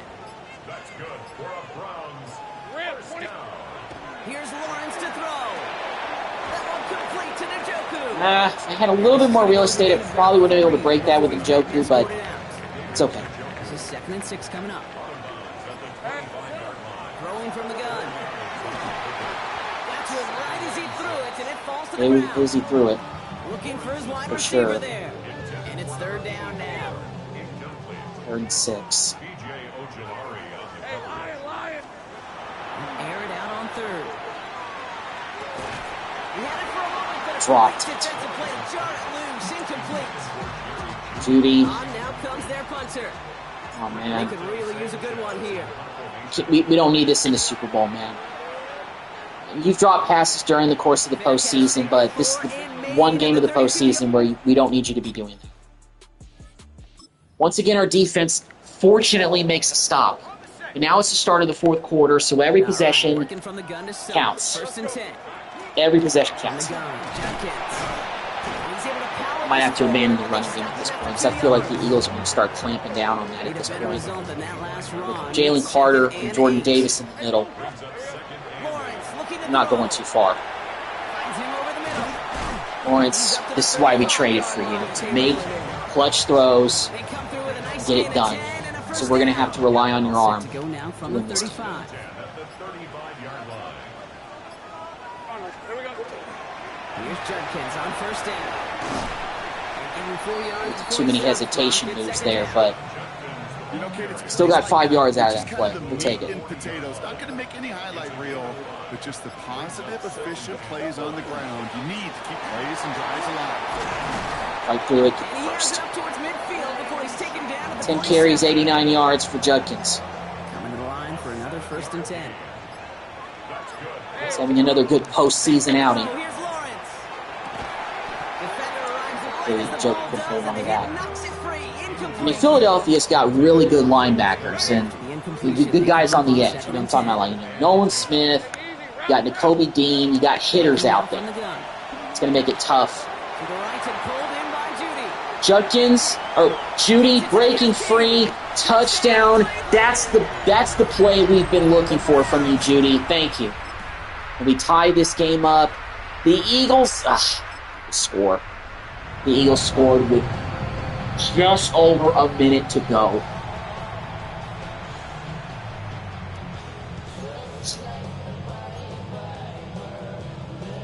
Wow.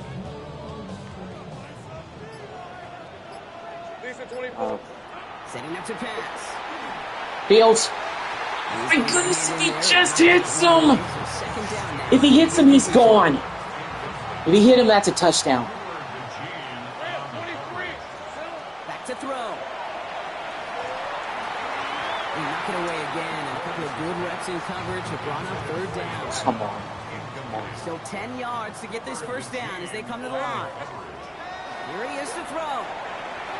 On the move, headed right. Well, let's go. Go. Don't let him get you. Don't let him get you. Don't let him get you. Don't let him get out of bounds. Oh my goodness, I can't believe Trevor Lawrence was able to run that far. For the first down. I gotta check. I gotta call a timeout here. No, not timeout. Okay. So we have 2 timeouts left. I guess they don't have any. No, I think they have 2. I can't see the score bug like at the bottom, so I don't know how many timeouts we have. It looks like we have 2 though. Okay, I just had to get the start menu open to see how many timeouts is left. I don't want to mismanage this because I can't, see things. Let's call a timeout there, but I'm gonna have to do it. I am really surprised that Trevor Lawrence was able to outrun Nolan Smith like that. I mean, there were 2 edge rushers, guys that have way more speed than him, and they were chasing him down. I thought for sure one of them was going to get him. But he was able to just get it to the outside and get the first, and he actually got a lot of yardage out of that one. Let's go. Here he is to throw. Please catch that there, Judy. Get out of bounds. And he gets out of bounds to save that final timeout. Wonderful protection that time. To the line for a new set of downs. Only a lone timeout at their disposal. They look to throw it. Dang it! Oh, he's not going to escape. They take him down on a pivotal. I had to spend our last timeout. Now the Browns spend their final timeout. And now they're powerless to stop that clock with a timeout at least. Following the sack needs some positive yards here. It is 2nd down and 18. That was a risky throw to begin with anyway. 3rd and 18. Successful. Let's see what they do on 3rd down. Looking to throw it. That could be it, folks. It's intercepted. Kicked out by Quinion Mitchell. And the Eagles make the We lose. This is what we all hope every year when we get to this point, Brock. We hope for the draw. I got the Browns to the Super Bowl, but we couldn't finish it. Oh, man. It hurts. I panicked on that last throw. I just absolutely panicked. I mean, we didn't lose to Humpty Dumpty. Those Eagles are very, very good. We came up 7 points away from forcing overtime in this game.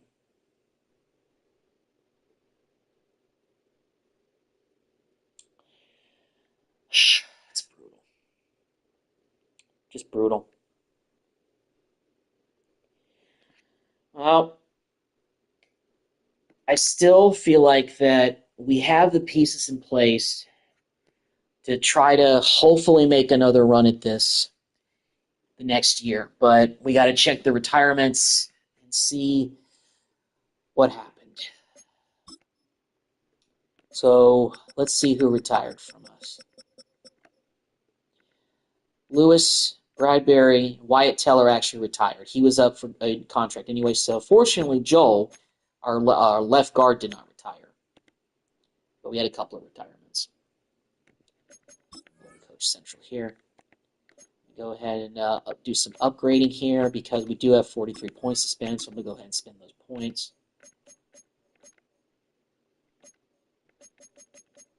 Well, it was definitely, you can call it a magical season. The only question is, I feel like, can we duplicate that similar amount of success in 2028? That's what I just wonder about, but I just don't know. The MVP of the game was Saquon Barkley. Man, we had that game. We had a chance to win that game. I mean, I will say Trevor Lawrence, but I can't even blame the interceptions on him. It was just bad mismanagement. I still think trading for Trevor Lawrence was the right move. We got our quarterback situation solidified, and we should still have some cap room to be able to upgrade some positions. I gotta really wonder if I should bring back Jerry Jeudy at this point. I kind of really want to save some money and just draft another receiver or maybe find one in free agency. That's kind of what I'm leaning towards right now. But we'll get to it when we get to it. All right, so let's go back to the negotiating screen and take a look because I do want to pick up the fifth-year option on our defensive tackle starter, 83 overall Mason Graham. I'm going to pick up the fifth-year option on him. We could always place the franchise tag on Jeudy. So you know what? I'm going to go ahead and do that. Let him play one more year on that contract. Everybody else I can let go. $40 million. Yeah.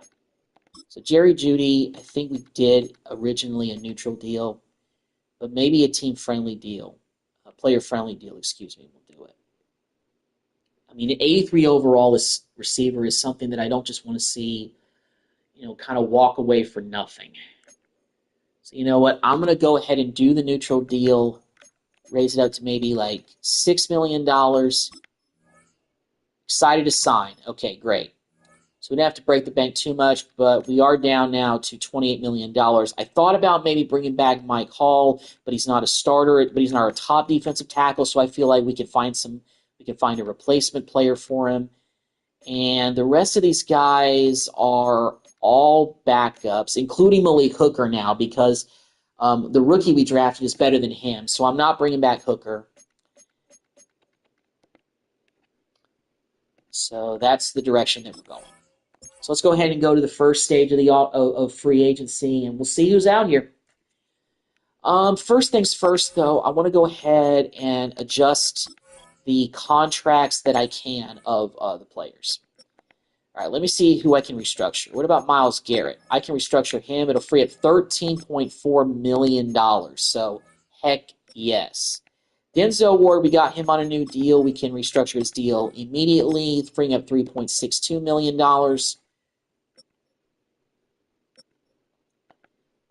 Judkins is on the last year of his deal, so he can't be restructured, but he is going to be getting a new contract. There's no way that I'm not going to be serious about keeping him here. Same thing with Swishinger.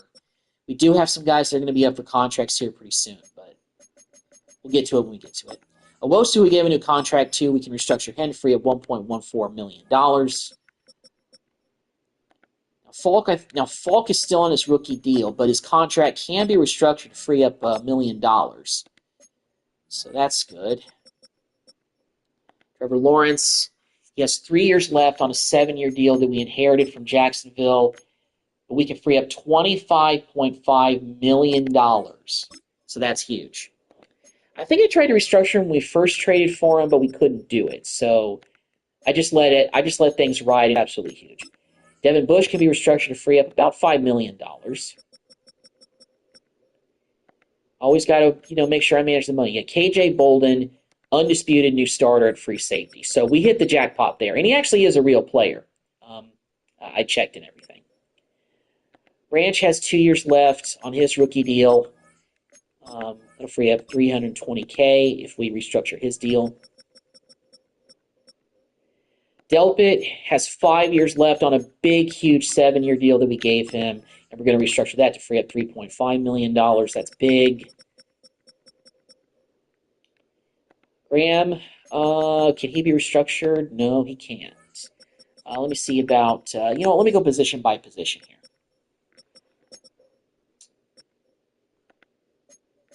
J.M. Miller be restructured? Yep.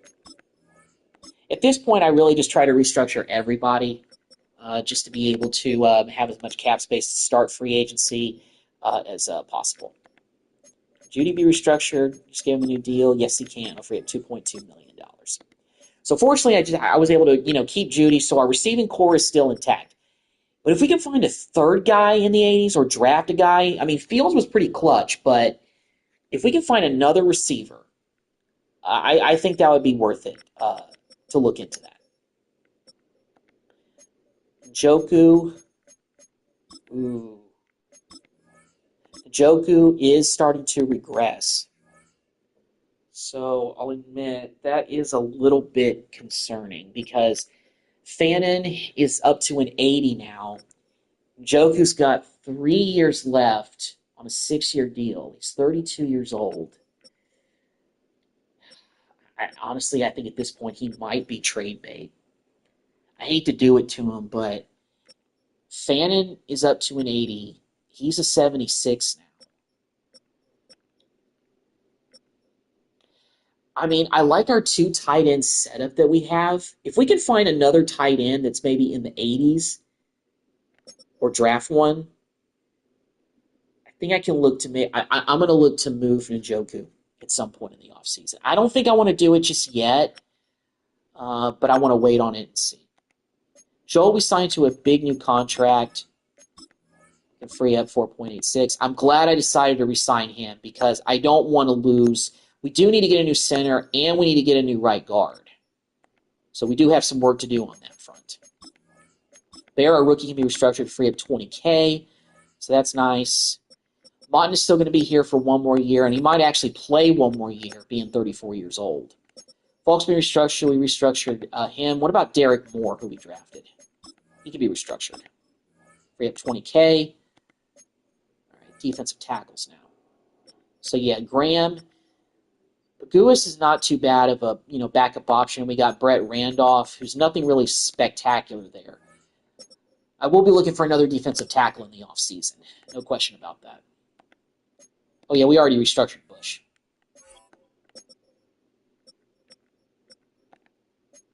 Can we restructure Christian Gray? Yeah, we can. I'll free up $20K. Cool. A lot of these guys still have just like 1 or 2 years left. These guys are not really anything solid. We got 1 year deal left for Tyson Campbell. We're going to let him walk after the season. Same thing goes for D. Williams, Bud Clark. Delpit's still looking good. We need a new kicker. We need a new punter. We need a new long snapper. We need a whole new special teams. But we're able to free up a lot of money, a lot of cap space. So now we have $91.6 million to spend in free agency. I really don't think we got to spend too much in certain places, but we'll take a look. Jahmyr Gibbs is the top free agent. 99 running back is out there. That is absolutely crazy. A little bit surprised he'd be on the market, but sure enough, there he is. Okay. Well, we do need a new fullback. Do we? Do we need a new fullback? Or is Blossomgame still on the roster? Okay, we do need a new fullback. But I want to see, positions of need that we have that are top. But I don't want to have to overpay for somebody like a Jonathan Allen, who plays for the Viking, who's a former Viking. I mean, 33 years old. That would help, but at this point, I don't think that would be worth it. Bringing in Marlon Humphrey would be a pretty solid corner, to give us some depth. Daniel Hunter wouldn't be bad for depth, but I've seen that's too much. Stephon Diggs is interested in coming here, 82 overall, albeit 34 years old. He's probably just looking for like a 1-year deal. You know what? To give us another weapon, to get Trevor Lawrence some help, let's try to bring him in. And we're his only offer. So you know what? Let me take a risk in lowering this to a team-friendly deal for just $4.2 million. And see if he takes this. He is the top receiver who's a free agent. Now let's take a look at tight ends, especially given the David Njoku situation. Well, there are 2 guys that are in the 80s that are out here, but they wouldn't be. I'd have to break the bank, for just to get in a guy in the 80s to go on the opposite side, basically. But you know what? Here's what I'm going to do. I'm going to go ahead and sign a third tight end for depth if I do pull the trigger and decide to trade Njoku. Maybe somebody like Tommy Tremble. He's a 74 overall guy. I want to kind of get him here on a 2-year deal so that we can have some depth there. So let's go ahead and bring him in. We do need a new center. And Connor McGovern. I mean, we have to break the bank to bring in Bortoli. Connor McGovern is a 7-9 overall. I know that's not super solid, but you know what? I'm going to throw some money his way, try to get him as a starter. Ooh, the Jaguars are really wanting him too. Okay, well, let's go with a player-friendly deal. 3 years, $4.6 million. That might be overpaying a little bit, but hopefully that's going to be enough to get him. We do need a new start. We need a new right guard.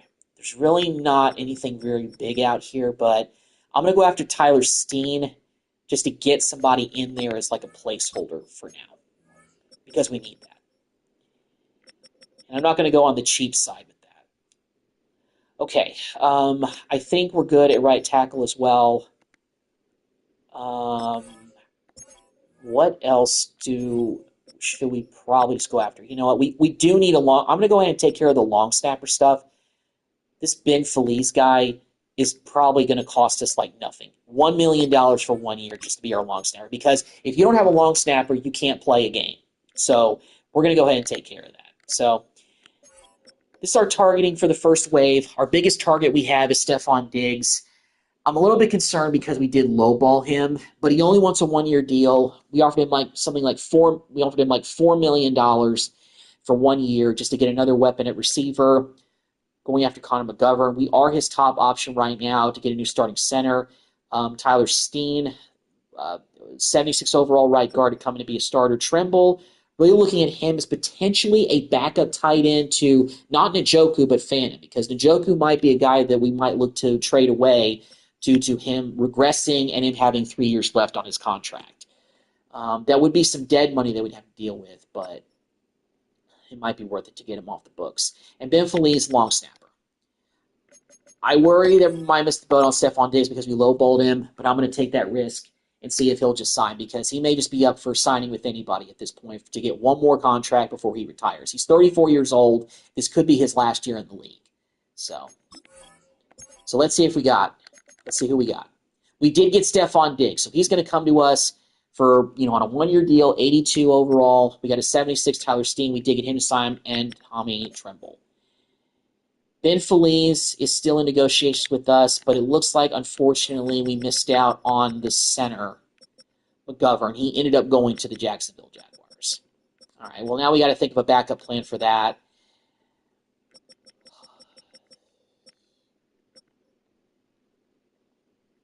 We're going to break the bank a little bit. Ryan Newsel is a scheme fit guy. He's not interested in coming here, but he is a 79 overall. So you know what?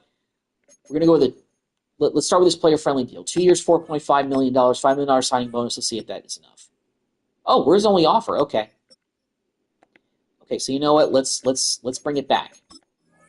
Maybe this 1-year deal is going to be enough to land him. There's no other teams vying for his services right now, so hopefully this is an okay backup option for us. All right, and let's take a look now and maybe see what other positions we could use depth at. We do need to get another kicker and punter. We already took care of the long snapper.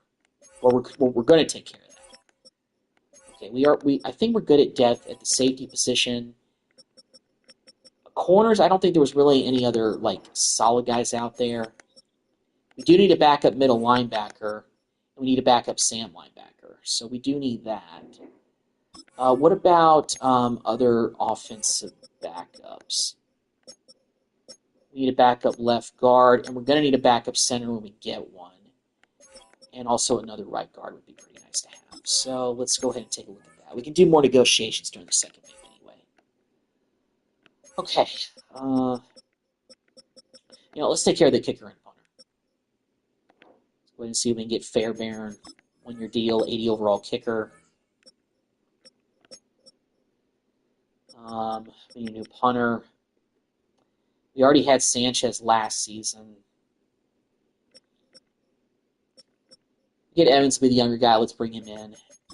2-year deal for him. That's what he wants. Bring him in. We need a punter. Okay. Was there any other corners here that were like maybe in the 80s or high 70s? Well, none of these guys would really be any. Yeah, Max Melton, he would help just a bit, but that I don't think it'd be worth it.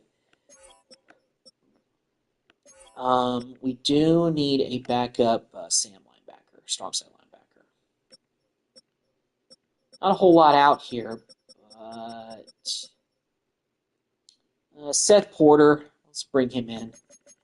1-year deal to be a backup.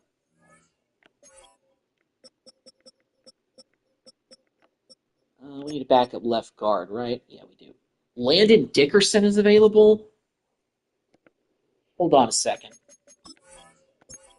Hold on. No, he wouldn't be better than our current starter. Okay, we're good at left tackle. We need a backup left guard. A left guard and a right guard. Let's do that.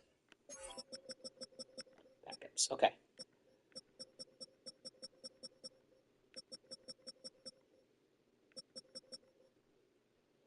Caden Wallace. He probably would not cost us too much. 1-year deal, cheap. And yeah, he's definitely interested. All right, what about right guard backups? We already got Tyler Steen to sign. Jonah Jackson and Ed Ingram are still out there.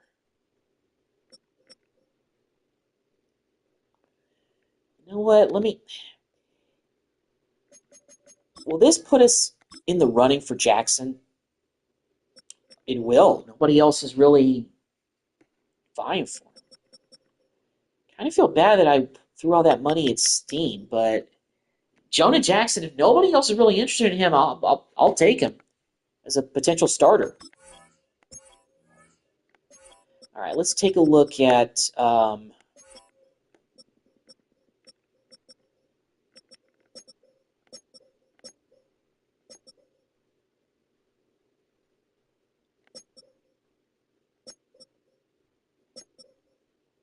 backup left edge rusher. Oh, we need a backup Mike linebacker too. All right, let's go to left edge rusher.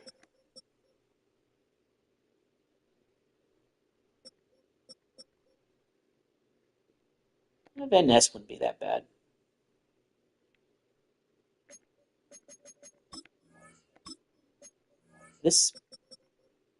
Okay, maybe we can get him on a cheap 1-year deal then. We do need a backup middle linebacker, Mike linebacker.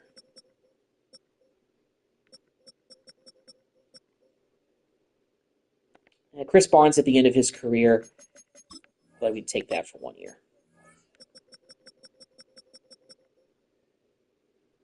Okay, let me take a look here. We've gone after a center, right? Yes, going after Ryan Newsill now.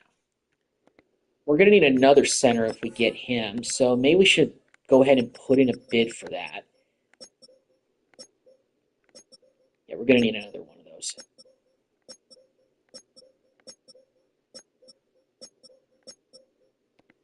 Okay, so let's go ahead and take a look at other centers that are going to be available, or who are available.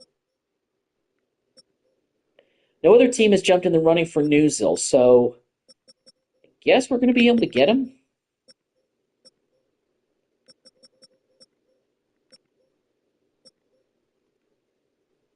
Luke Weipler looks like he played for us at one point, so I'll be okay coming back for 1 year, $1.8 million. All right, so we had a lot of targets in the second wave as well. So let me go ahead and give a review of that. Okay, so we filled out all the spots. Ethan Evans, punter. Fairbairn, new kicker. Ryan Newsill, new starting center. New starting right guard, Jonah Jackson. Lucas Van Ness would be a backup left edge rusher for us. Chris Barnes, backup middle linebacker. Backup left guard, Caden Wallace. Weipler, looking at him as a backup center. Seth Porter, a backup Sam linebacker, and Feliz as our starting long snapper. So hopefully we land all 10 of these guys. No other team is vying for their services, so hopefully we'll be able to land everybody. But let's see. All right, we got Diggs already. We did get Evans. We did get Fairbairn. We got Newsel, so we got our new starting center. Jonah Jackson does come here. We got Van Ness. We got Steen already. We got Tremble already. We got Barnes. We got Wallace. We got Wiper. I think we got everybody. Looks like we got everybody. So let me go ahead and take a look at things right now at the roster, kind of see where we're at. Oh, fullback. We need another fullback.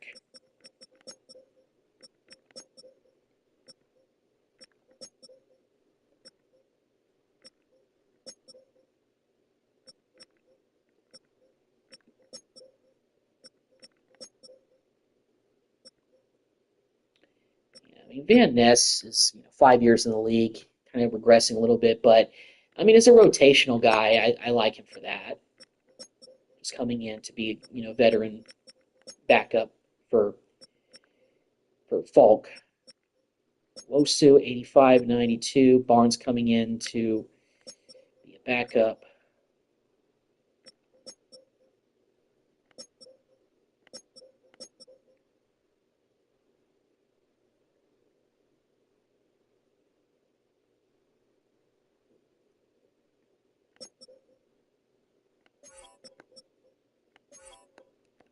See if we can get maybe Feliz a actual long snapper number. Giving him 0 just doesn't seem right.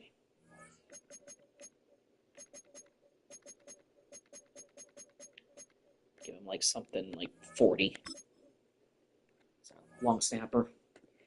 I mean, it's a placeholder guy anyway, so. We have the 31st pick, of course, so we don't have a high draft pick because we were pretty successful last year, obviously. Don't really see any other free agency moves that I want to do. I think in the third wave, I'm not going to worry about anybody. Let me see how much money we do have. Just out of my own curiosity. I mean, we still have $24 million we can work with, but I really don't see other positions that are really going to be a huge monumental difference. I mean, Ronnie Stanley is still out there. Daniel Hunter is just not a necessity. We already have Myles Garrett. Oh yeah, we do need a fullback. We'll go after Gilliam. Bring him in. Gilliam were his only offer, so he'll probably come to us for a decent amount of money, so I'm not too concerned about that.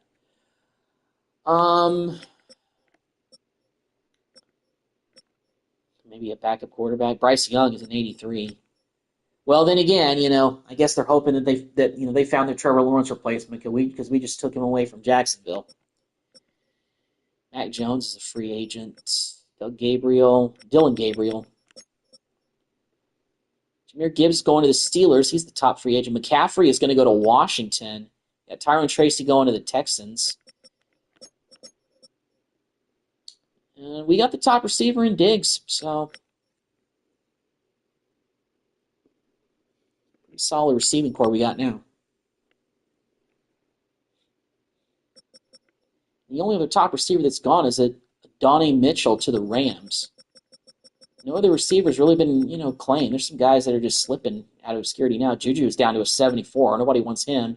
Nobody wants Tolbert, Burks, or Hutchinson. Yeah. Well, I guess we could have gone after maybe Komet because nobody's picked him up yet. 80 overall tight end. But I don't know. Maybe we could try to do a Njoku trade. Let's see if maybe we can do that. I'm going to go with a trade finder because I just feel like putting Njoku on the block isn't really going to help very much because no other team is really going to be interested in being a starter or anything. So the market for him is not great. So let me see what teams maybe need a tight end. Oh, the Bills need a tight end, but their cap room is in the negative, minus $570K. So they're off. $800K is not much in Tampa Bay, so they can't take on this contract. because the other team needs to be able to take on this deal. I mean, we're talking about, 3 years left on a 6-year deal. They're going to have to eat up some of that money. Well, the Giants have $9.66 million, and they do need a tight end. So, I mean, at this point, I'm really just, if they just give us draft picks,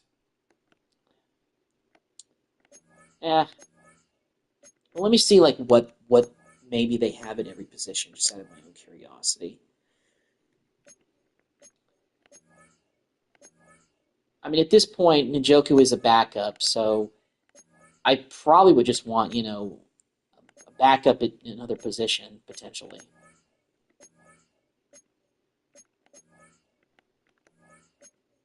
Well, we can get Damon Wilson Jr., who's only 24, who's an 83 defensive tackle. We did lose Hall to free agency, but I don't think they're going to give us him. Abdul Carter.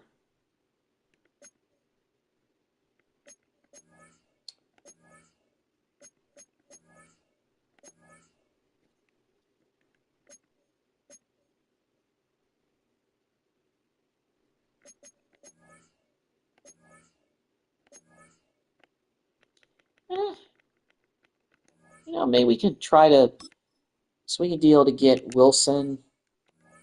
What about these players straight up? I don't know if this will work, but let's see. Trade declined. Okay. Yeah, I don't think they're going to do that. I think the best we're really going to be able to do are draft picks, which isn't the worst thing. I think I'm just going to start with a third rounder in 2028 and see what this yields. Declined. Maybe a fourth. Still declined. I guess a fifth. We do need to get some picks back because of the Lawrence trade from last year.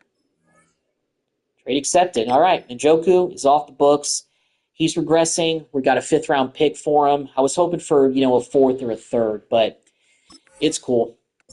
Biggest thing is that now we got a guy that's regressing, and he's off the docket. So now Harold Fannin is going to be our starting tight end. We got Tommy Tremble. That's why we signed him to be our backup tight end. So yeah, let me see what this does to our cap based on free agency. Well, now we're minus $2.9 million. Then again, I'm not surprised because of that contract that happened. I guess if I would have known that Njoku was going to regress that much, probably would have just waited it out. But I don't know if I could wait 3 more years of that. That would have been pretty tough to accept. But we took care of, a lot of free agency work and everything. So we're just going to get ready for the draft.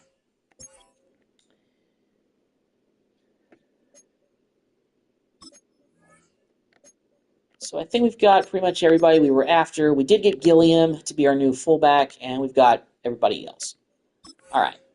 So now let's go ahead and take a look at the mock drafts. Let's go to mock draft number 5, and let's see what they have projected us to do at the 31st pick. Taylor Moran, a left tackle from TCU. Well, I mean, Orlando Brown Jr. might not be playing much longer for us, and he's only got 1 year left on his contract that we gave him. It was a 2-year deal. So, yeah, we could use a guy to be his replacement. I wonder who else is kind of projected to go. Well, Derek Harris is another left tackle projected to go at 25. If he slips, maybe he could be a possibility. There's a couple of edge rushers, but with Myles Garrett in place, I really don't know how much of that we really need to look into.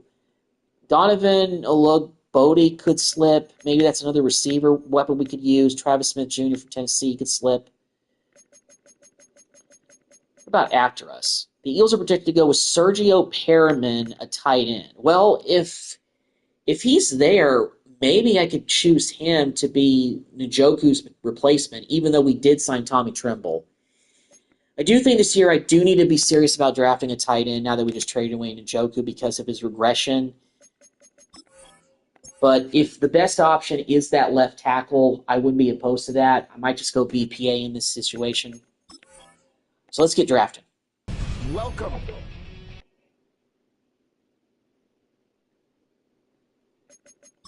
All right, here we go. 31st pick, first round. Man, look at these guys in the top. Quarterbacks? We don't really need that. It's tied in Alonzo Barnett from UCF. I mean, I think we do need an Njoku replacement. This guy could be the guy. Let's go with Alonzo Barnett, UCF. 31st overall pick. And it's an A. Oh, it's a B. Okay. Of course, we traded away a lot of picks, so we're not on the clock until the third round because we don't have a second-round pick this year because of the Lawrence trade. And once again, a bunch of quarterbacks are here. But you know what? We did get rid of Hall. James Rivera from Boise State. We needed new defensive tackle. Let's pick him. And it's a bad pick. Ugh. Of course, we do have a fifth-round pick because of the Njoku trade. So that's not too bad.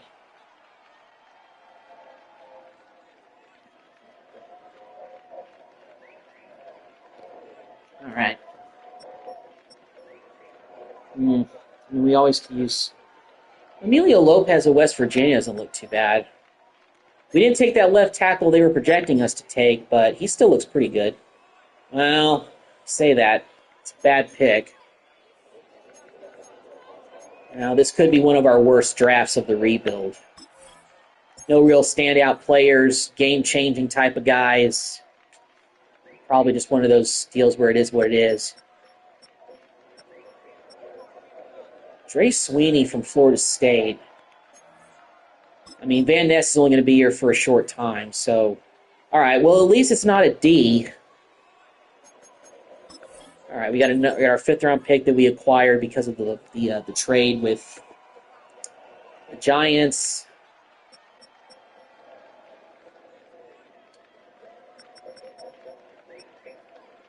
Brandon Macklin might not be a bad idea, getting some cornerback depth. Let's go with him. And that's a D+, so we're getting a lot of bad picks here. In this draft, at least.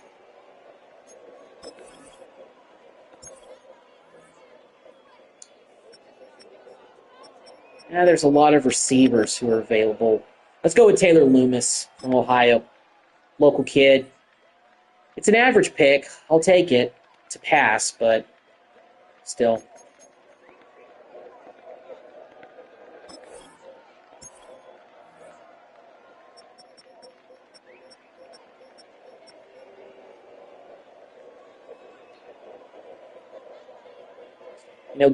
Long snappers, well, it's potential undrafted free agent, so you know what, I'm not going to reach that far.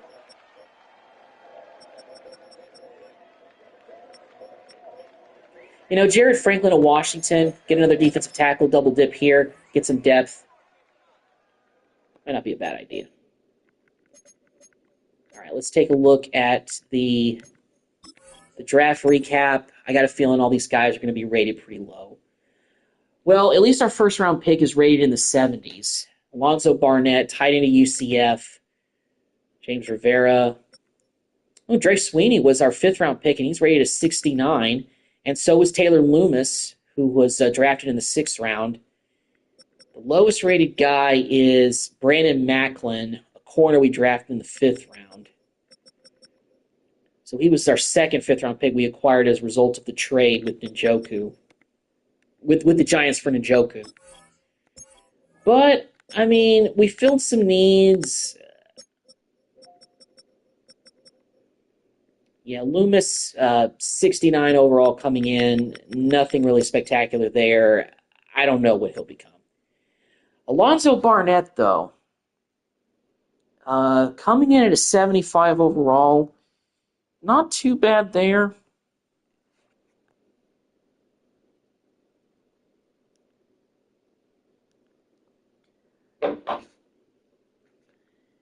Not bad for a first-round pick, especially a guy we've had to basically be Njoku's replacement. I don't think he's a real player. Let me just double check it.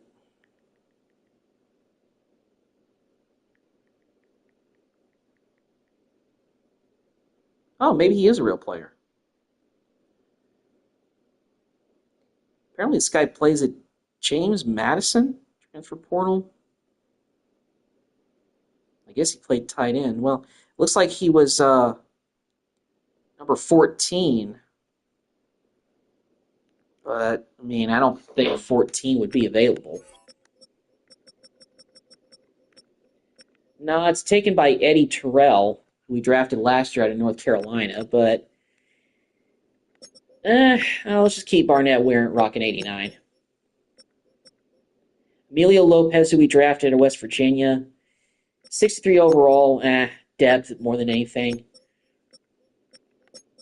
There really weren't a lot of decently rated offensive linemen on the board when it came time for us to draft, so it's kind of why I stayed away from that.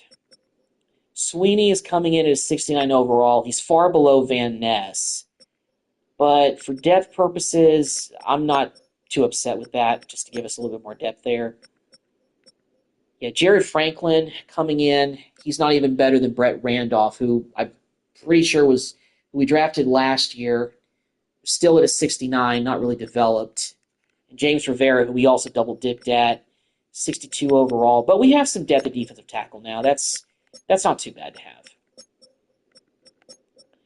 I know we drafted a corner, and yeah, Brandon Macklin is a 61 overall. He'll be lucky to not be cut in training camp, in my opinion. We're going to at least put him on the practice squad probably, but he's got a long way to go. I mean, I don't see D. Williams being here much longer. Tyson Campbell's on the last year of his deal. Christian Gray is an 83. We still have the same cornerback room essentially, but still, yeah. So we're basically going to kind of run back the same core that got us to the championship last year. The only real player that we're missing is, as far as a skill position player, is Njoku. But pretty much the main core of everything that we had to get us to the Super Bowl last year, we're bringing back. The only question I have, because this happens sometimes when I do rebuilds, is the year after I get the team to the Super Bowl and lose it, it's tough to get back. If the next 2 years don't end in a title, I might just go ahead and call this rebuild finalized, because I'll say, hey, at least I got the Browns to their first ever Super Bowl, even though it was a loss. But I'm still going to go at it for a couple more years on this rebuild and see what I can do. But that'll be for you guys to see later. But thank y'all for tuning in, and I'll see you in the next video. Take care.